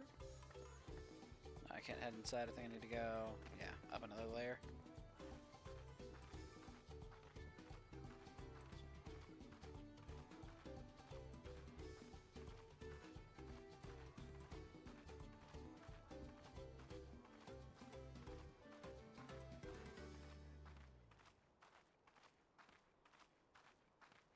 There we are.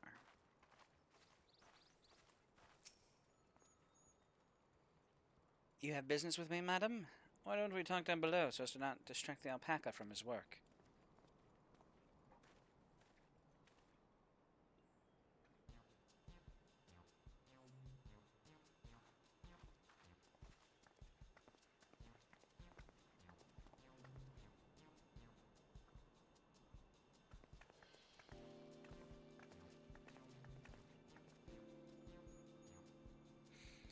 Now, what's this about? Keep it brief, if you would. I'm a busy man.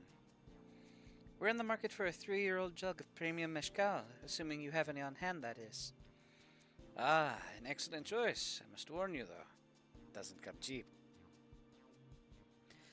We don't have pel, but we can offer a sack of mate leaves in exchange. It's top-grade stuff, like the mezcal.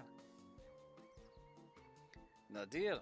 Mate leaves are well and good, but I don't have any use for them.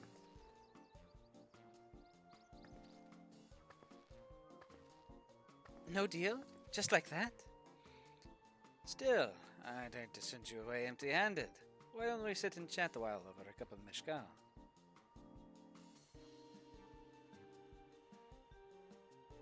Whichever cards do we play first?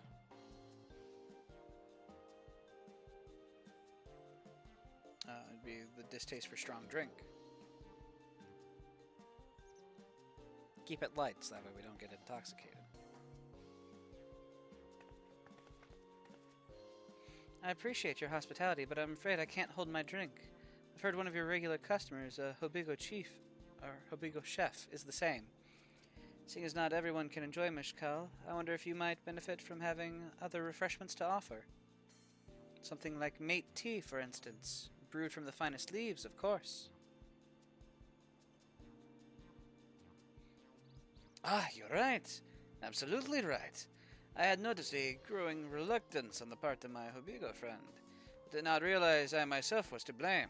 Must endeavor to be a better host. Still, even with that added value in mind, no sack of leaves is worth the mezcal you're after. Turns out my light snack of a liter beer and half of a 250 grams bag of chips has made me full. I'd bet, Vimer, that sounds quite filling.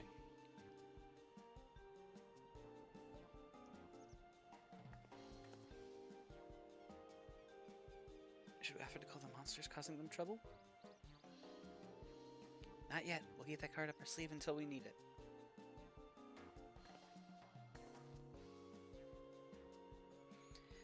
As I expect you're aware, the rite of succession is currently taking place. That's why the third promise has graced us with her presence. When the contest is decided, the subsequent ascension ceremony and banquet will be a prestigious affair. If your mezcal were to be served there, it would bring your distillery immeasurable fame. Wait, could it be that your rumored invitation to the palace is to discuss that very possibility? As a matter of fact, yes, I must admit. I'm still reeling from the abruptness of it all. It would be a great honor and opportunity if I can secure the deal. Well, I should think that your exceptional meshkal would speak for itself. That said, there's no such thing as being too prepared, and first impressions last. You'll want to be wearing your very best when you walk into Vodak Shunsa. It would be a shame to miss this chance of a lifetime simply for want of proper garments. No drip. Too much alcohol. Why does beer have many calories? Holy. Yeah. Yeah, it's pretty dense stuff. That it would. Are you saying you have garments to offer? Something ideal for court? We have no garments on hand, I'm afraid, but we can provide you with the next best thing. An introduction to a weaver. His name is Bolnak, and his works are highly regarded in Tuli Yolal.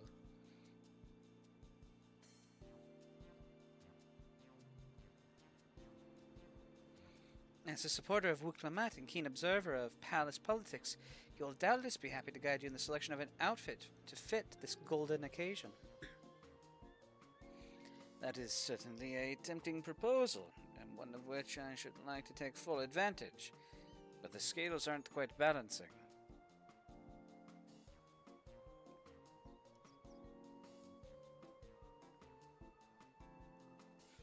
Say, weren't there monsters running amok in Agave Jaws?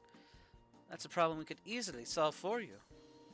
Truly, I would be most grateful for your immediate assistance. I was resigned to hiring sellswords to clear them out. Factoring in that saved expense and an introduction to a trusted weaver, this is shaping up to be a sound bargain. All right, you have a deal. Yes, I knew you'd come around. Give us a moment and Yvette and I will take care of those prowling nuisances. We'll blow them up. Big fire. In the meantime, I'll use the time to pen an introductory letter to Bolnak. The fields you're looking for are just north of Wokanpelo. Be safe.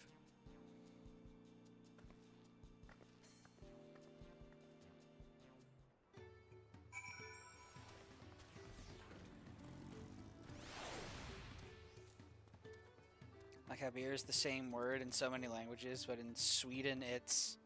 Let's see, that's O with an umlaut and an L. Ol?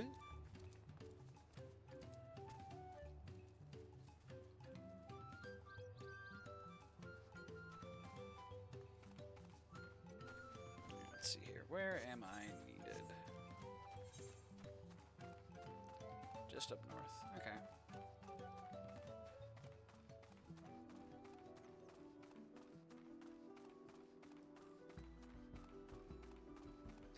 You just perfectly said the Swedish word for eel. Well, fair enough. Not quite the word I was going for.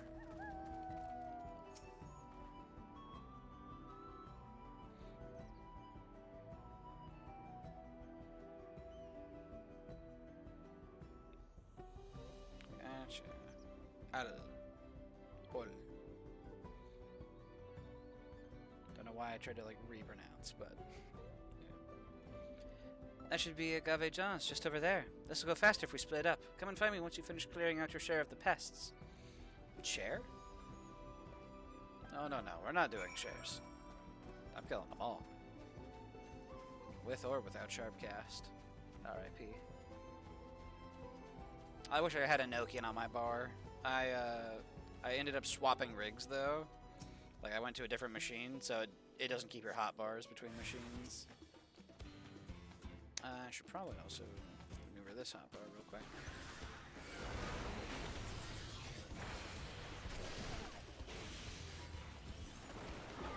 Didn't need to use amplifier there. That'll be fine though. Yeah, I've just got regular mana regen. That's weird. I'm not used to actually regenerating my mana.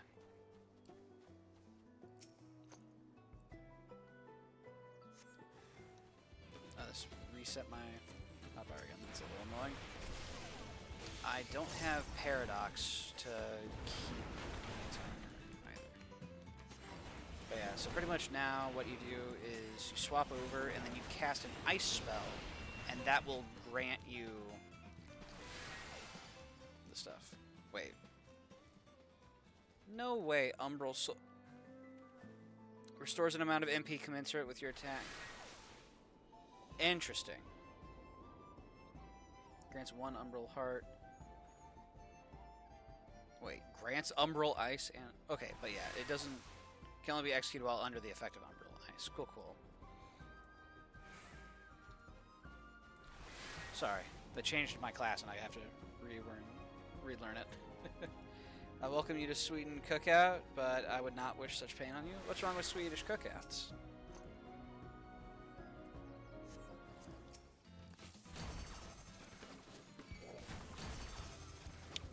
Two crits back to back? Yes, please.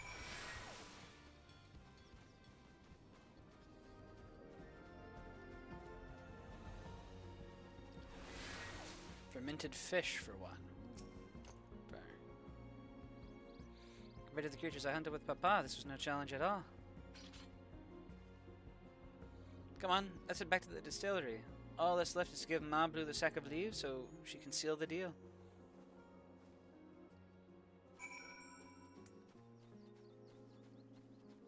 Can I just leap from on high down into the place? Oh, what is that? Level 100 Queen Hawk. Hey, yo, that looks sick. Also, can I help you?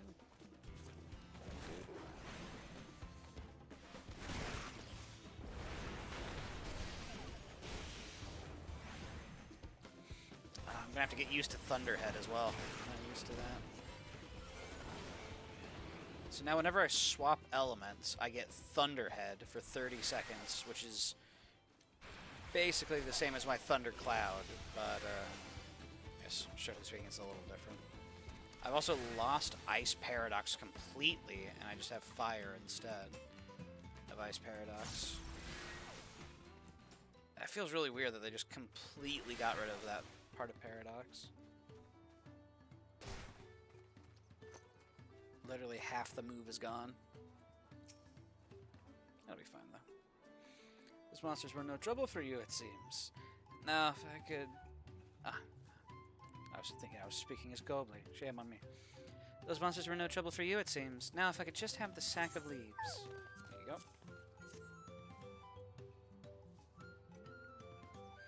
What about a potato cream anchovies cauldron, or maybe a beet salad? Perhaps some pig's foot? People don't really eat pig's foot anymore, though. Really?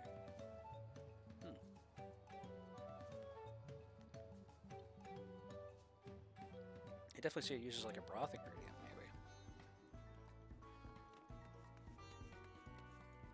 Thank you for looking after our precious trading goods.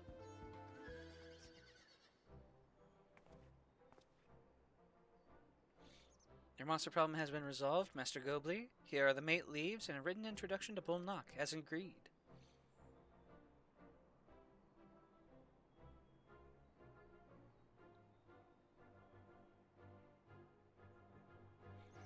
The deal is done. Here, your jug of premium mezcal, aged 3 years. Please, accept it with my compliments.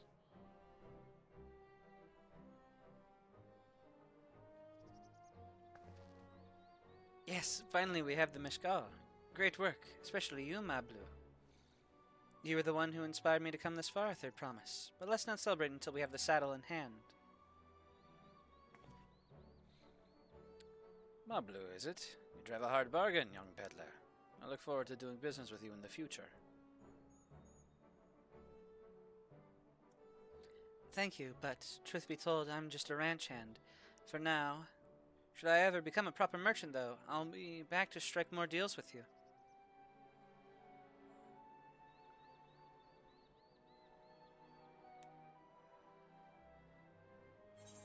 I like minced meat things and mashed potato things over here. That's fair.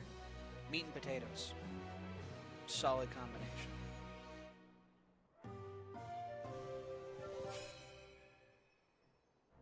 And there is our stuff.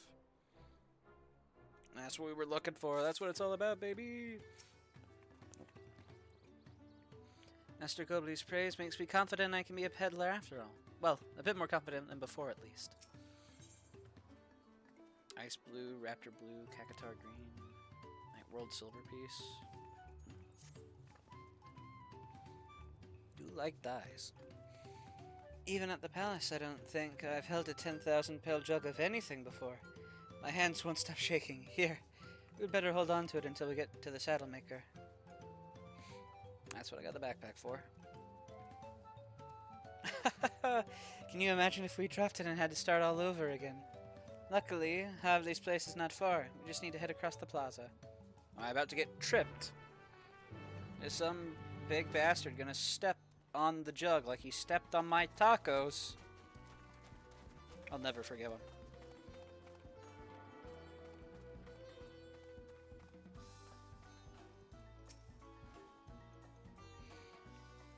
This is it, the trade we've been working towards. There you go. Phew, still in one piece. Right, time to make our deal.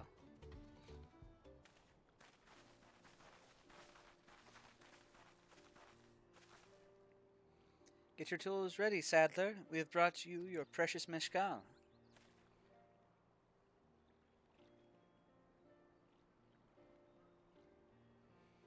Wait, you actually got your hands on a jug. But you had nothing. A few measly clumps of wool. What we had was an aspiring trader with a gift for negotiation.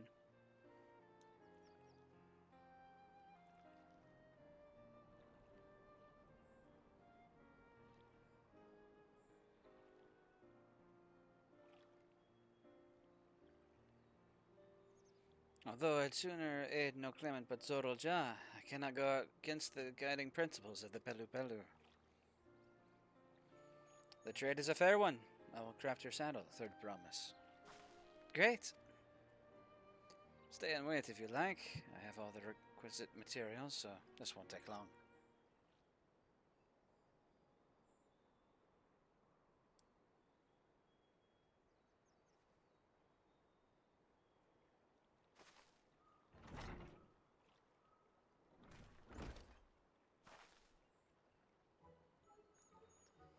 Your commission is ready. Catching a wild alpaca is never a simple affair, but you'll have an easier time of it with one of my saddles. Now, if you don't mind, I have other works that need finishing. Ah, I can taste that smooth mezcal already.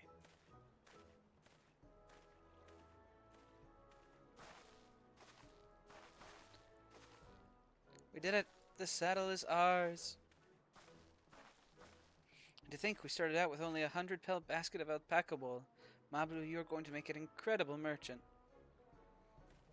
I'm going to go to sleep, see you another stream, have a good day, enjoy the game. Hey, thanks for Mer.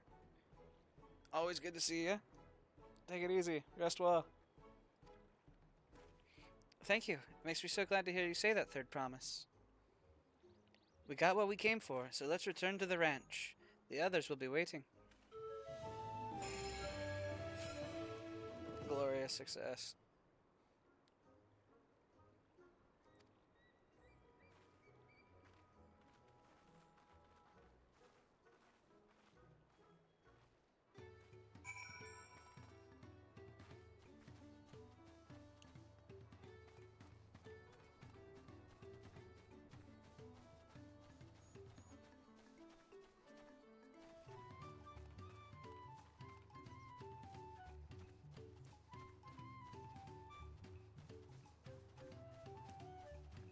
Alright. Now we send Buklamat off on our own. And then, I guess, we start meeting with the Helu Helu. You've acquired the saddle, then? Yes, and thanks in no small part to Mablu. Before you rush off to catch an alpaca, though, let me teach you how to saddle one. I'll bring out one of our wild-born friends so you can practice.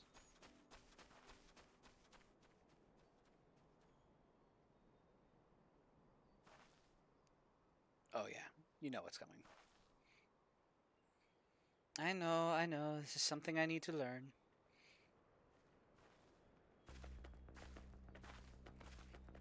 Why do I hear boss music?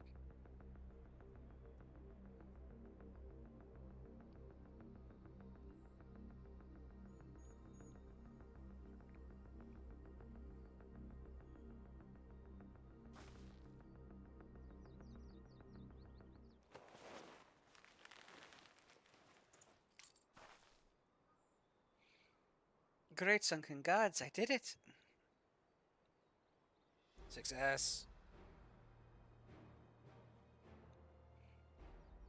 He hardly seemed bothered, much less inclined to spit, as if he was completely accepting of Uklamat's touch. That is because of the singular scent with which the saddle has been coated. Alpacas find it very soothing.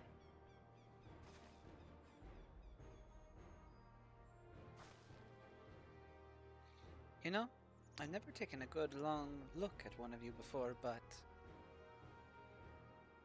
you're actually kind of cute.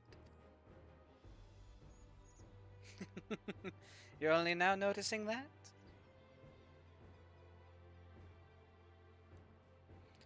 Zorolja, he's back. And with a great shiny alpaca. Having done exactly what he set out to do. That alpaca he's brought, is it just me or is it glowing? Welcome back, Franny. We are about to... Yeah, golden alpaca, yeah. It's almost time for more of the boy. For tales of such a beast, they say the golden alpaca lives a solitary existence deep in the valley, where it shuns the company of both man and its own kind.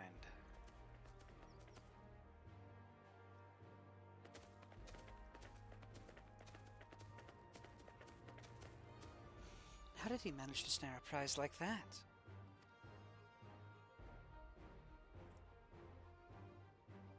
That's where my next 50 mil are going to. Oh, is that actually an amount that you can get? A beast knows its betters. Faced with overwhelming strength, it will yield rather than risk death. An apt illustration of how greatly the power of the first promise exceeds yours, Uklamat. Yeah, but you weren't allowed to go with him. Allies aren't allowed to, participate in that stage. You went anyway, so disqualified. Strength alone won't win him or Father's throne. I'll be the one to find the Golden City, and then Toral can remain at peace. An everlasting desire for peace can only be forged in the fires of war. To unite as one, the people must be taught. They must suffer the horror and the hopelessness firsthand. Exhaustion from prolonged conflict, the wages of war's merciless nature, these are what moved the clans to join in the founding of Tule Yolal all those years ago. Consider the younger generation of this village. Since birth they have basked in unbroken harmony, and behold, they regard war not as tragedy, but opportunity. Thus does the resilient son seek to provide education. He offers much needed lessons in the realities of conquest and a renewed appreciation for peacetime.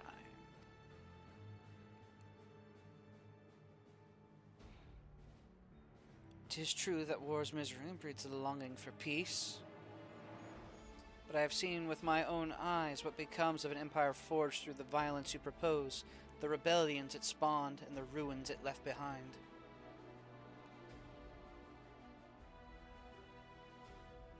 The Garlean Empire was a congregation of simpletons.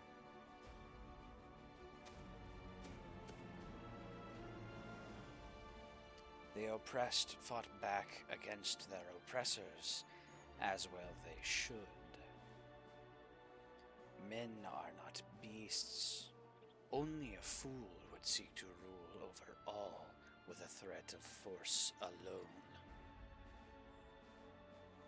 This is why Golul Jaja did not elevate the Mamulja, why he treated all clans with equal respect. However, the first promise has his gaze fixed upon more distant horizons. He would unite not only Tule Yolal, but the star in its entirety. What?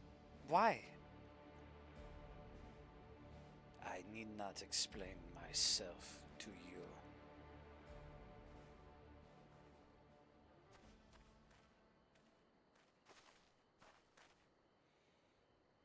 Hey, it's Tobley. It's the boy. Oh, well done indeed. The first promise has completed the feat of gold, with an appropriately golden flourish. May I present to you your much-deserved keystone?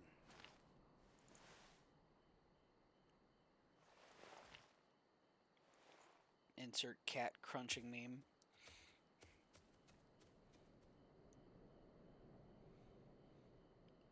He's always been like that, never sharing his innermost thoughts with me or even with Goanna.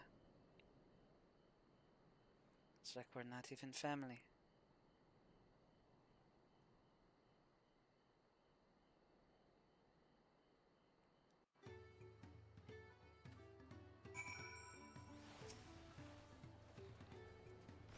I'll ponder Zoro Ja and his mysteries later. Right now, I need to think about finishing the feat of gold. I have my saddle, I've practiced how to use it. So, lead on to where the wild alpacas roam. The valley of Oronkanka.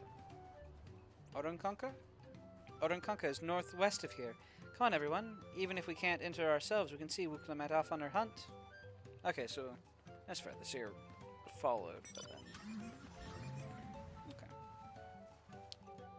Also, there's only one gather I'm tempted to do, and it is Fisherman, specifically because, ladies and gentlemen, meet the Major General.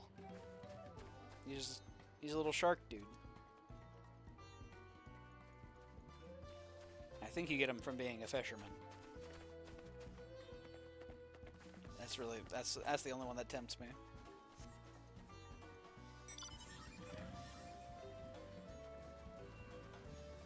Alright, well. Onward we go to fight the Skeleton King. So we just kind of follow this road until it loops around up north.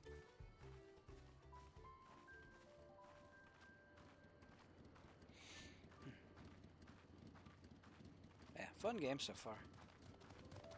Well, I say that as if I haven't put /playtime,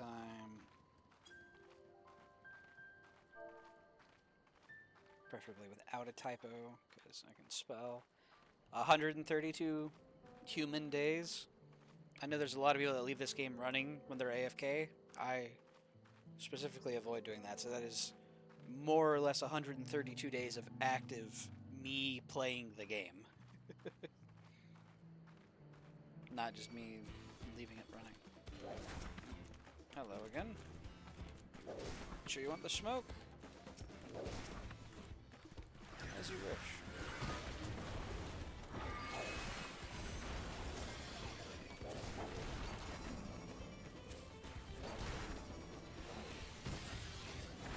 Oh yeah, they got rid of enhanced flare. Wait a minute. Why would they get rid of enhanced flare?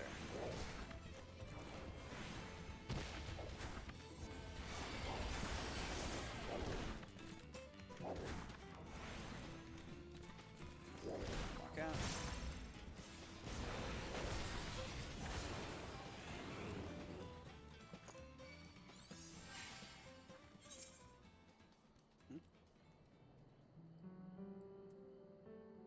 Apple juice.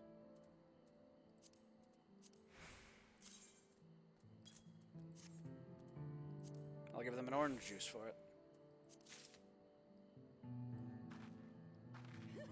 Yeah!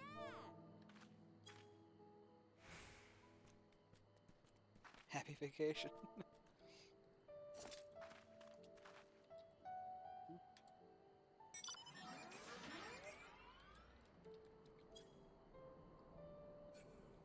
Off they go.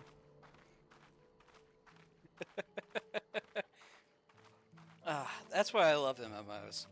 Random player interactions like that. Like, oh, hey, there's this house that only Lalafels can fit into. And so we all just, a bunch of players gathered up, and we just oogled a house that we couldn't walk into aside from one player. Or there, I'm just minding my own business, walking, I get attacked by mobs, and suddenly someone just jumps in.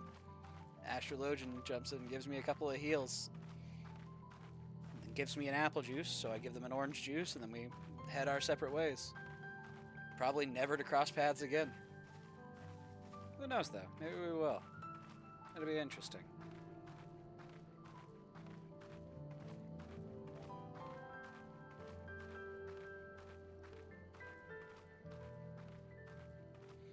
see alpacas. I think we're getting close.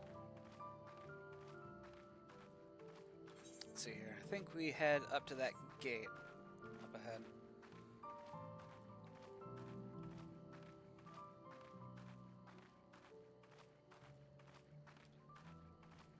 They going to attack me? Blue, passive mob. Cool.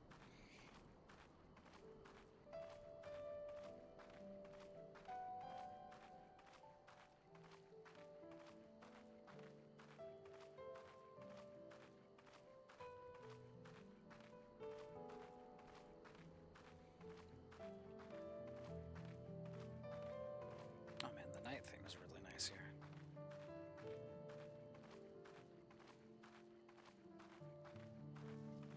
Honestly, like, the music and visuals in this game is just, it's so good.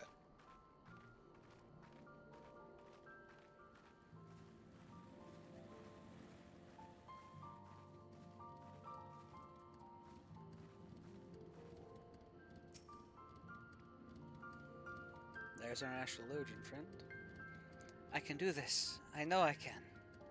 Cheer on Muklamat as she marshals her courage to attempt the harrowing task of capture. Bet. I'll laugh at her. I don't know why, that's just what this sounds like with this voice. Good luck there, Promise! Thanks. I don't need it. Truth be told, still not sure about alpacas. I'd rather not go near one if I can help it. But if I'm to rule this nation, then I'll need to learn how to live with them. Tural is their home too. Right. I'm off.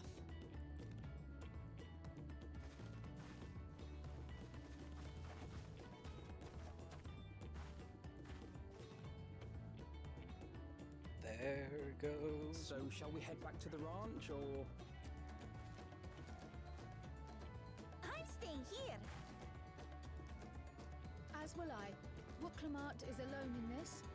The least we can do is stand watch and await her return.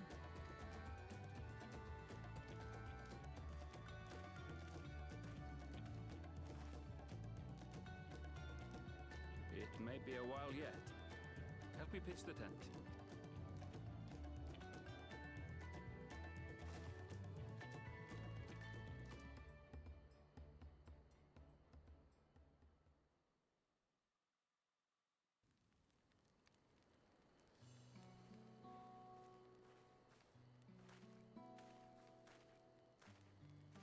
Trust a gleaner to come prepared for anything. What's a gleaner? Someone whose job it is to travel the world and procure uncommon things for their employers. Erenville specializes in finding animals, I believe. But aren't you a Shitona from Shaktural? Why did you cross the salt?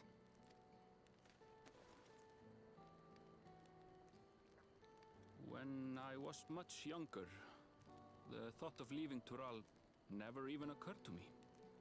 But then, some years ago, my mentor tasked me with a difficult hunt.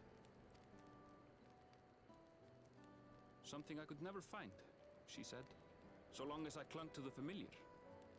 She suggested that I leave home, leave Tural, and join the Gleaners of Sharlian. As one of their number, I could experience the world, immerse myself in myriad cultures and customs, see the many faces of nature. And once I had learned what is truly important, I would find that which I seek.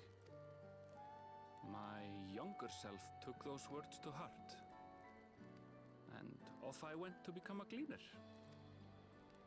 Her words alone moved you to leave behind everything you'd ever known? You must have great respect for your mentor. As it happens, gleaner work was much to my liking. And I all but forgot why I had pursued it in the first place. Yet, events conspired to put me back on the trail I'd abandoned. Wait, are you saying you were tasked with finding the City of Gold?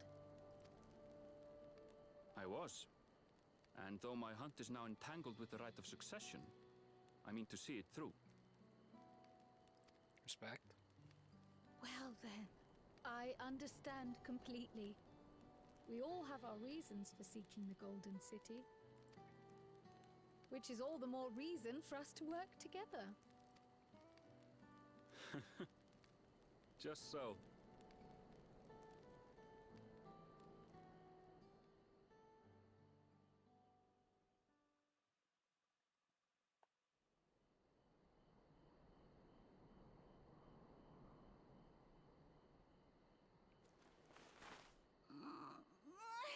She should have been back by now.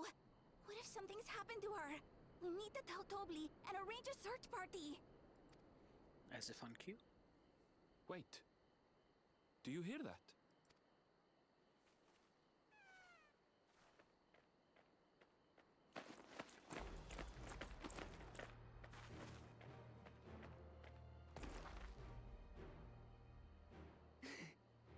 I did it.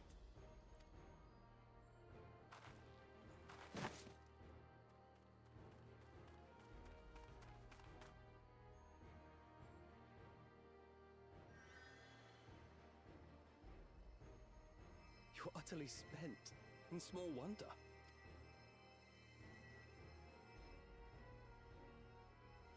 Well done, Third Promise. The ranch isn't going anywhere. Take a rest in the tent. I think I will. Thank you all for believing in me.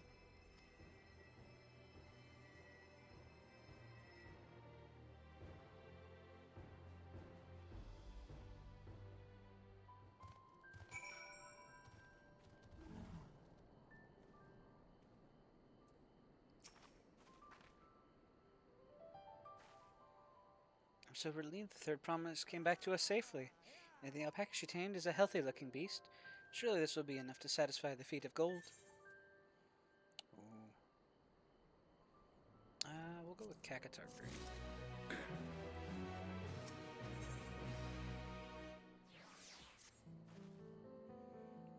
Muklamat still seems to be a bit unsteady on her feet. Hardly surprising after she spent the night chasing alpacas. You know what will melt away fatigue like magic, though? Neat tea. I'll run to the ranch and get a pot brewing. That way you can take your time and the tea will be ready when you arrive.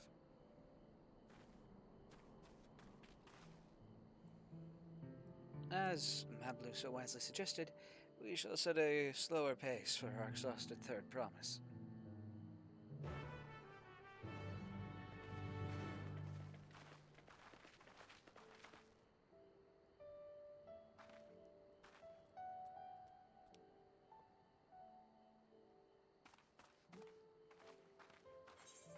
Let's see here. Just back to town. Cool.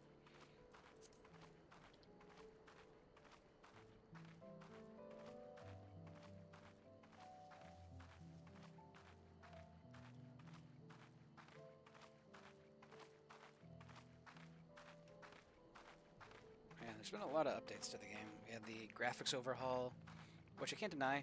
There was a little bit of like a uncanny valley effect. Not to say that like it looks bad or anything, but it was one of those things I could tell there was something different with my character, you know? It's like it was just not quite registering the same. All in all, I think it looks good.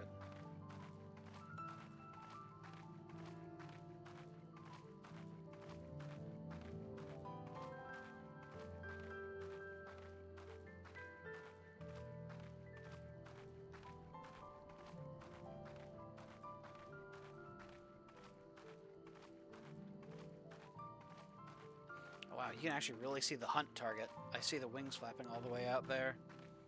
The hawk wasp.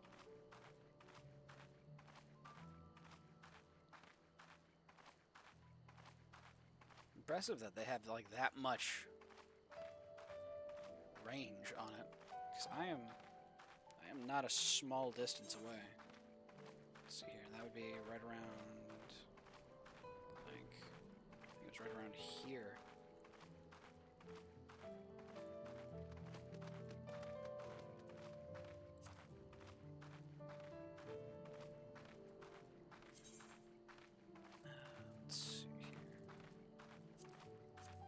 take that apple juice.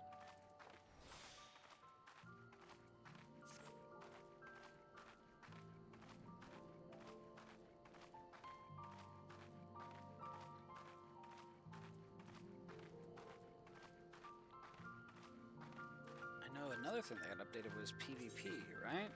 Hey, yeah. New stuff. Let's see here. Bomb Parasol, Squeak the Coyote, and the Oppressor Identification Key. Placing it near the Oppressor will magically bring the luxuriously appointed War Machina to life. I'm not familiar with that. Not sure if I necessarily want to grind for it. I'm not particularly big on mounts, in case that wasn't yet obvious. Also, I've walked too far. Oops. Well, maybe not far enough. No, definitely too far. I've missed my exit. There we go.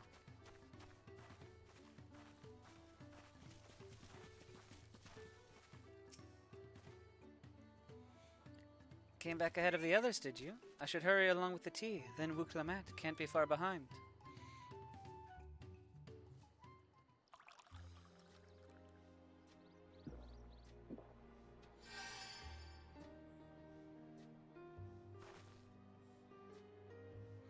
Ooh, that tea really is magical. I feel better already. I see you've become more comfortable around our fuzzy friends. Watching this one taught me a lot about alpacas, what grasses and fruits they eat, what sounds they react to, their adorable little quirks. I guess I've grown kind of fond of them.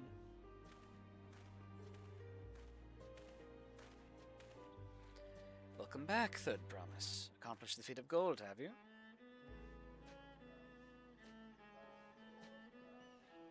Yes. There's no mistaking a valley alpaca.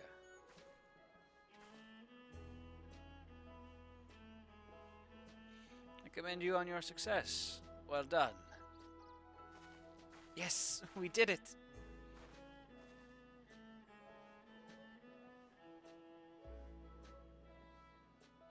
Although I couldn't find a shiny one like Zorolja did. I'd be surprised if you had. Golden alpacas are born but once every few decades. They are elusive, solitary creatures that are rarely seen, much less captured, thanks to their innate physical and magical gifts. Only a single other person is known to have caught one before, that being Gulul Jaja himself. Papa was chasing alpacas too? So my grandfather's stories say. It was before the founding of Tuli Yolal, in a time when the mountain giants, the Yakoi, held our people in thrall. Compelled by their overlords, our forebears would ride their alpaca mounts to the highlands to deliver gifts of food and other tributes. Those were wretched days, to hear grandfather tell it.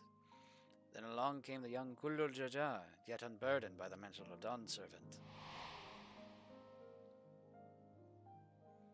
Our people were amazed by his imposing two-headed figure, equal to the Yakoi in stature, and puzzled by his entourage of mismatched companions.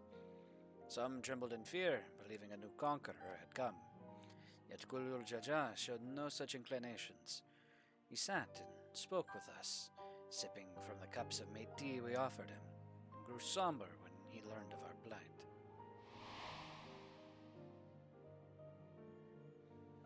None could have anticipated that their visitor decided to do next. Kulul Jaja ascended the cliffs to face the giants and freed Pelu Pelu from the Yokoi's subjugation. He then turned an appraising eye upon our riders and proposed that we take to the road to peddle our beverages. The suggestion seemed obvious for one who traveled as he did, intent on fostering amity between the clans.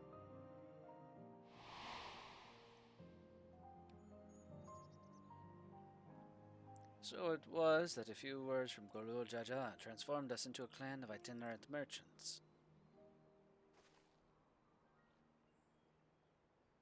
I've never heard the bond Papa forged with the Pelu Pelu spoken of in that way before. The saga is not so detailed. Then you may not know that Gulul Jaja sought a sure-footed guide for his trek up into the highlands. Thus did he capture a golden alpaca. So both my brother and my father caught the rarest of creatures, while an ordinary one was the best I could manage. The feat required no more than that, third promise, and you brought back a perfectly wonderful beast. Mablu's right. You're a perfectly wonderful beast. If anyone's ordinary, it's me.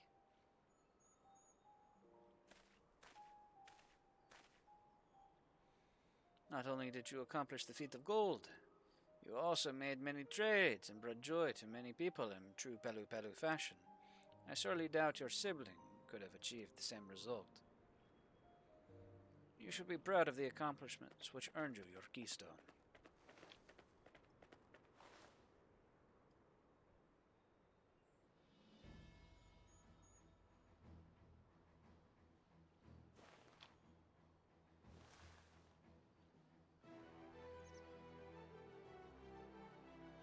So this is what they look like. Go on, set it in the tablet.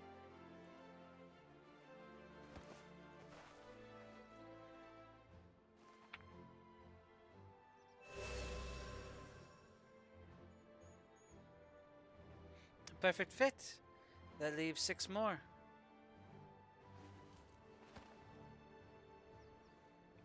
You're well on your way, third promise. We'd have been lost without you, Mablu. Thanks to you, I learned so much about the Pelu people and your customs. It might seem obvious, but I've come to realize the importance of properly knowing something. It was because I didn't understand alpacas that I was uncomfortable around them. I'm thankful for you as well, Wuklamat. You've given me the courage to say what I wasn't sure I could ever say.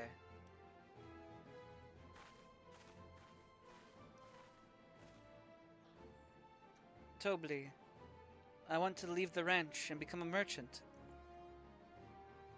I appreciate everything you've done for me, and I've loved every moment caring for the alpacas. But this is something I need to do. I need to walk my own path and make my own trades.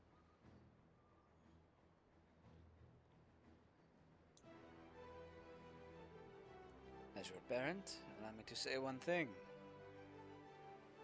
I have always tried to give my wards lives filled with as much happiness as I could provide. And never once have I wanted that to be the only happiness you knew.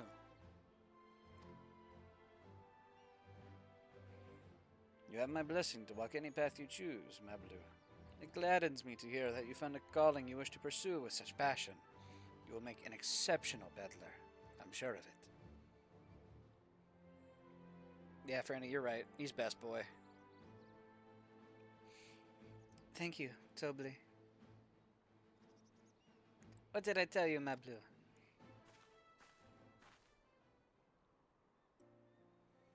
There's one last thing I can help you with, third promise. You need to find the Golden City, right? That's the end goal. Then I suggest you talk to the Yakoi.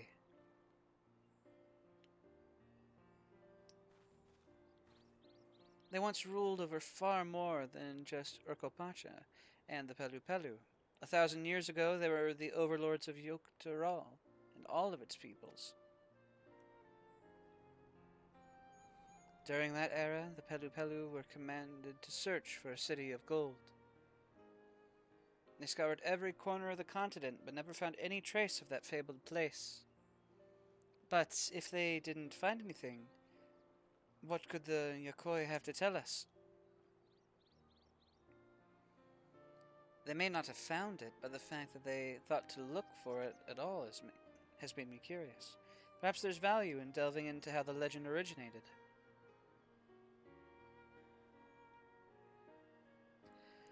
We lose nothing from asking the question.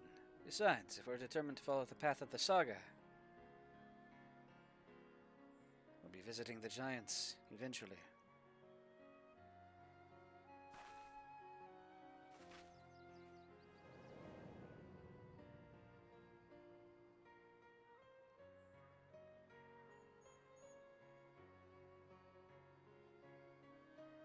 Oh, Krile, I have a question I've been meaning to ask.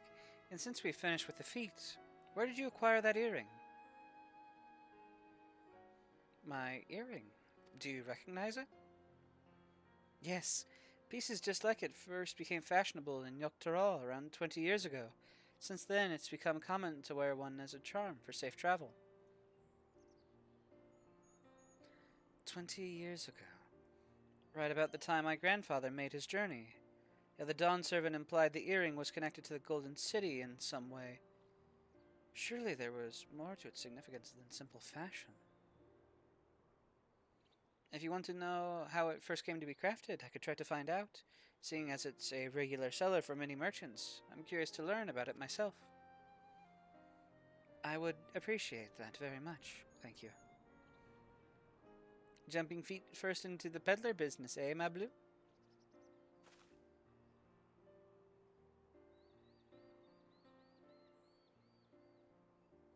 Right then, let's head back to Tuliolol and get ready for the search for the next elector.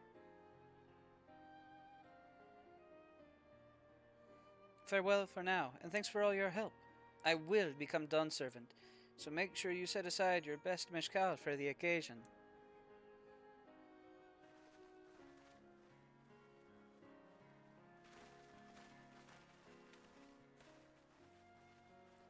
She is a fearsome opponent in that brother of hers.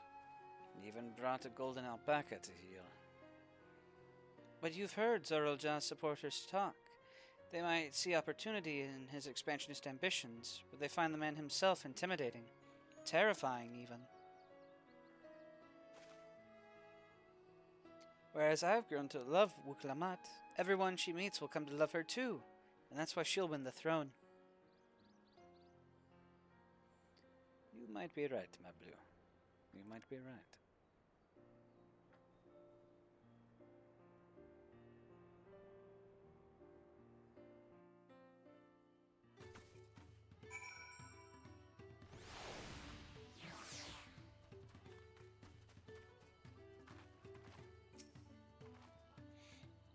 It feels so good to have the feet of gold safely under our belt, even if my victory pales beside Zorolja and his shiny golden alpaca. I know I shouldn't let it bother me, and gods know you've all been so supportive, but I want to be strong or wise like my brothers, to be a promise that people respect. Which is not likely if I stand here carrying on and on about things. Let's move on. Back to Zabaliev Thier with us. The contest has hardly begun.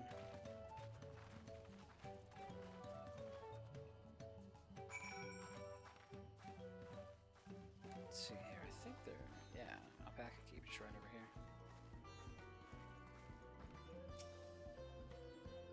What can I do for you? I'd like a porter to Tuliyola.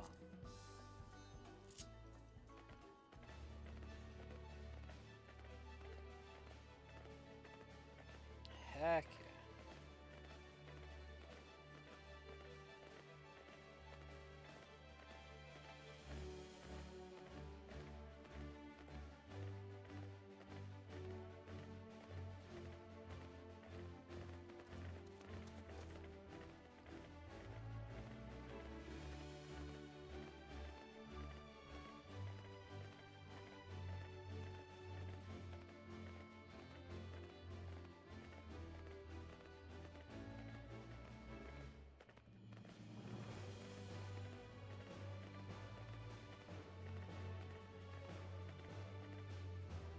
Oh, I didn't even see the load border there.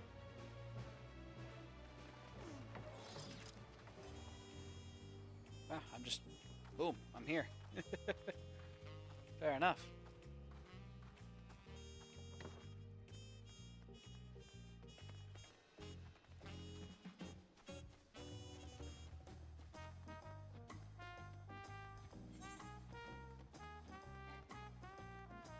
Unable to display. This feature is yet to be unlocked. Interesting. I have not unlocked faceware. Fair enough.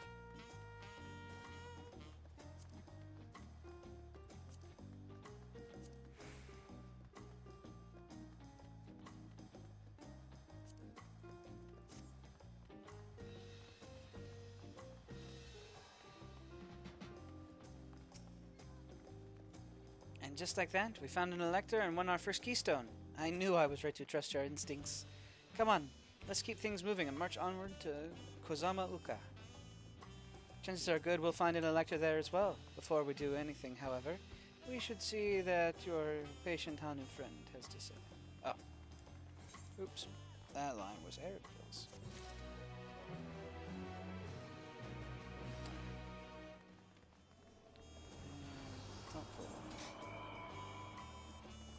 To Kozama Uka.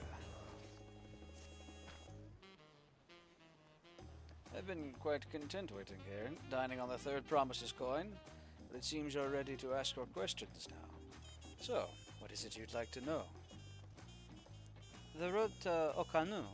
We go south through the Arch of Dawn, then follow the road which runs alongside the Kozama Uka River, is that right? It is. Be warned, however, my brethren tell me the recent storm has rendered the path even muddier than usual. Footing is quite poor in some parts. Far worse was the destruction visited upon our homes, though. Houses were torn apart and several people injured, if not killed. Even our beloved festival is in danger of being called off this year. If you do still plan on going, I must urge you to proceed with caution. We'll be sure to watch our footing, thank you. Is that the UCOB claymore on that dark night? Now I'm worried for the Hanu. It sounds like they were hit hard by that storm. Anyway, if we're bound for Kozama Uka, we should head over to the Arch.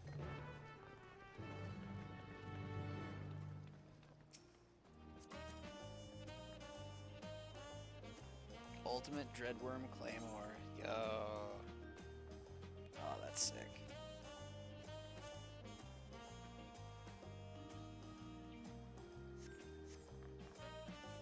I might have to try that out. Try going for UCOB.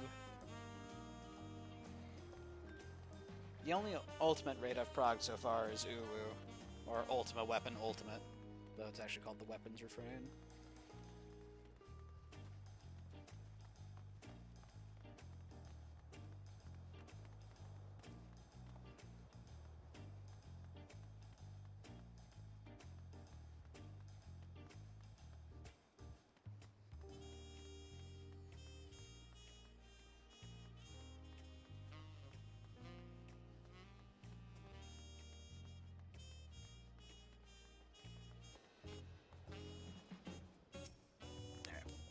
That said, I'm thinking I want to get myself something to eat, so I'm thinking I'm going to do this quest, get out there, and then once I hit the Aetherite, I'll probably see about wrapping things up.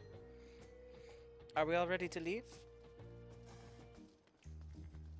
Then onward to Kozama Uka. Open the way.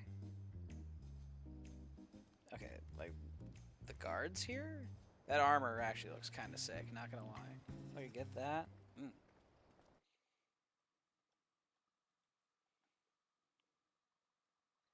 You're in instance 5. My goodness. Kozamauka, the land of rainbow terraces. It commands the gaze of all who visit without fail. The many-colored marvel.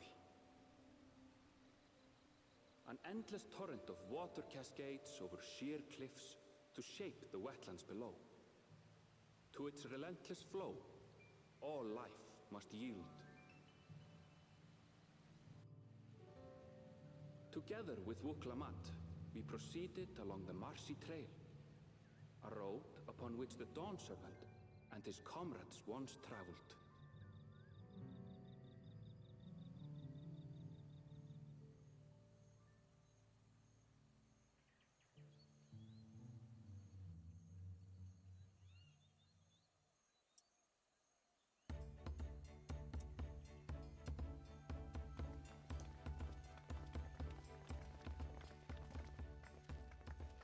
Look at those falls. Even from this distance, you can feel the weight of that water.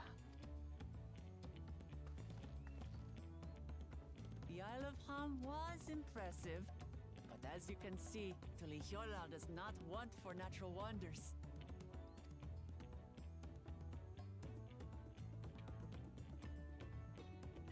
The ground is swampy, so watch your step. wouldn't want to fall into a bog.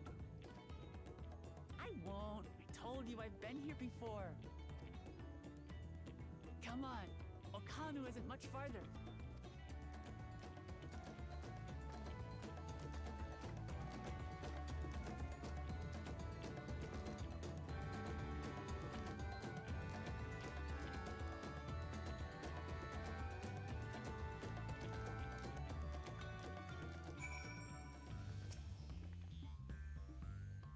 Ooh, it's kind of a funky background track. Okay.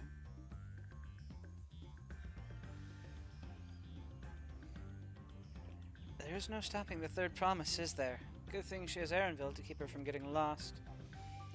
For all his grumbling, he's certainly there for her. Everyone should be so lucky to have such a loyal childhood friend. Right, let's get moving. If we continue along this road, we should find ourselves in the village before long.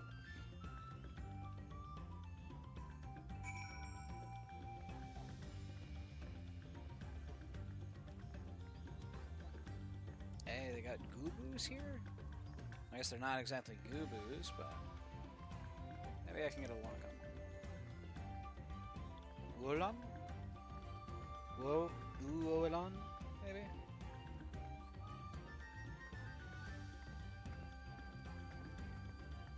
Yeah, it seems kind of Goobu-esque. The mouth's not quite as wide. It's a lot hairier.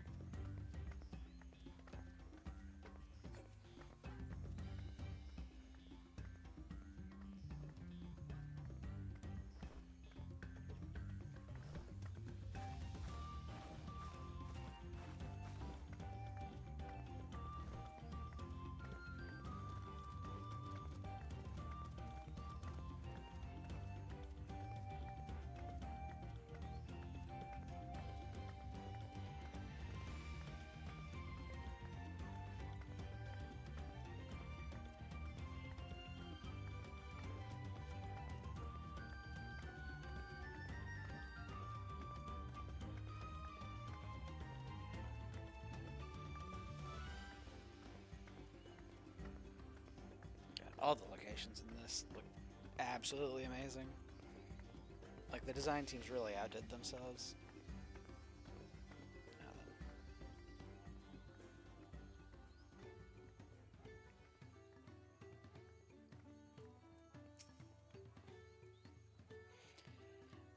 Everyone has arrived.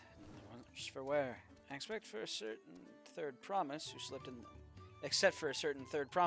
in the mud, despite my explicit warnings. Hey, I asked you not to say anything. Anyway, this is the Hanu Hanu village I was talking about. Okanu.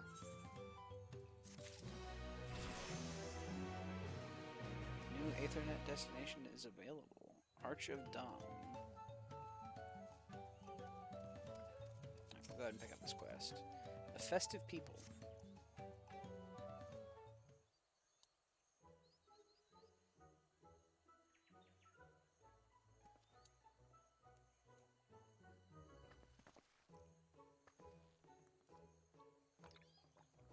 It's like our friend said, the people are in no mood for festivities. I can only assume they are still recovering from the damage wrought by the storm. Indeed. Well, let's do what we came here to do and find this elector.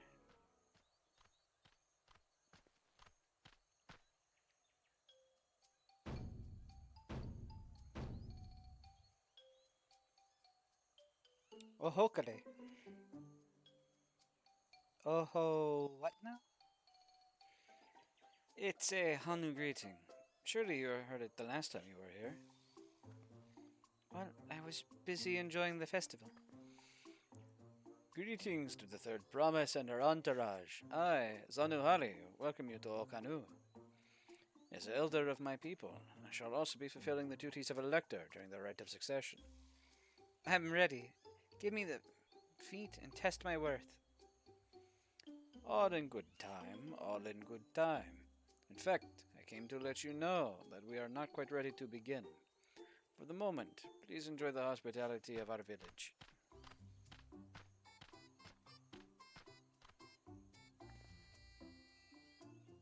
Is that a theremin? For those... automaton, maybe? Right then. It helped to do some investigating at Huaconpelo, so let's take a look around here as well. Might I suggest a division of forces? For instance, Erinville, Alize, and Kryl could concentrate on the southern half of the settlement, while Wuklamatyavet and myself will handle its northern half. Works for me. Sounds good to me.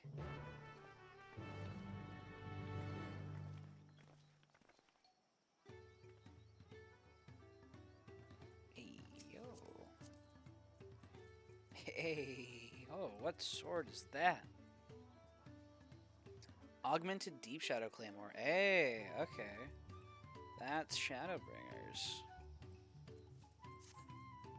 I wasn't around for the first set of Tombstone weapons in Shadowbringers. I started playing near, I think it was, well, it would have been like 5.4, I think. But of course, I started playing then, so by the time I was actually like through, it was 5.5 for the story. But all right, oh, this place is amazing.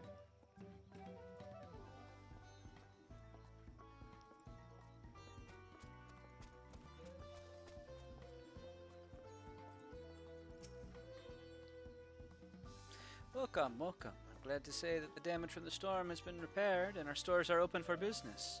If you have any bicolor gemstones to trade, I'd love to take a look. Alright, let's see here. Swamp monk thigh, crocodile skin. Alright, looks like it is all crafting materials for the time being.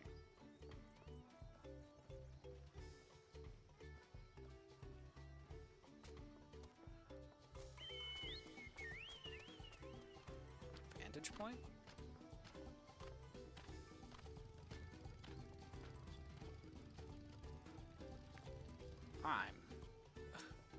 I'm sorry.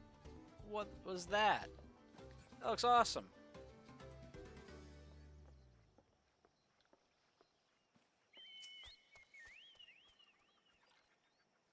Is this the lookout point?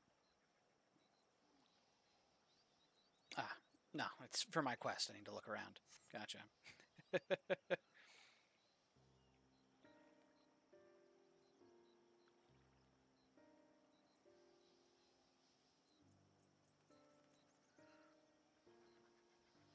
The gaping hole in the wall and missing portion of the roof are clearly the work of the storm's powerful winds.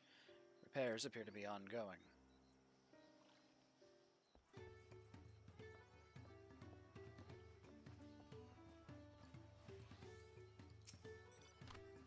Spirited Hanu. You heard about the storm? I've never seen the likes of it before. With the supplies and help the Dawnservant sent, we're making progress repairing and rebuilding our homes. But while roofs and walls can be patched, there's so much else that was lost for good. Alright. That said, I'm thinking I'm going to go ahead and wrap things up. I'm going to grab the Aetherite.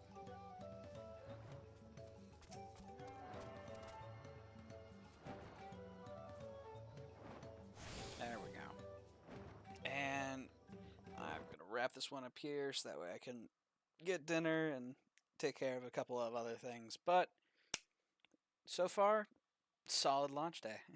And I look forward to playing more tomorrow. For now, though, take it easy, everyone. Have a good one. Peace.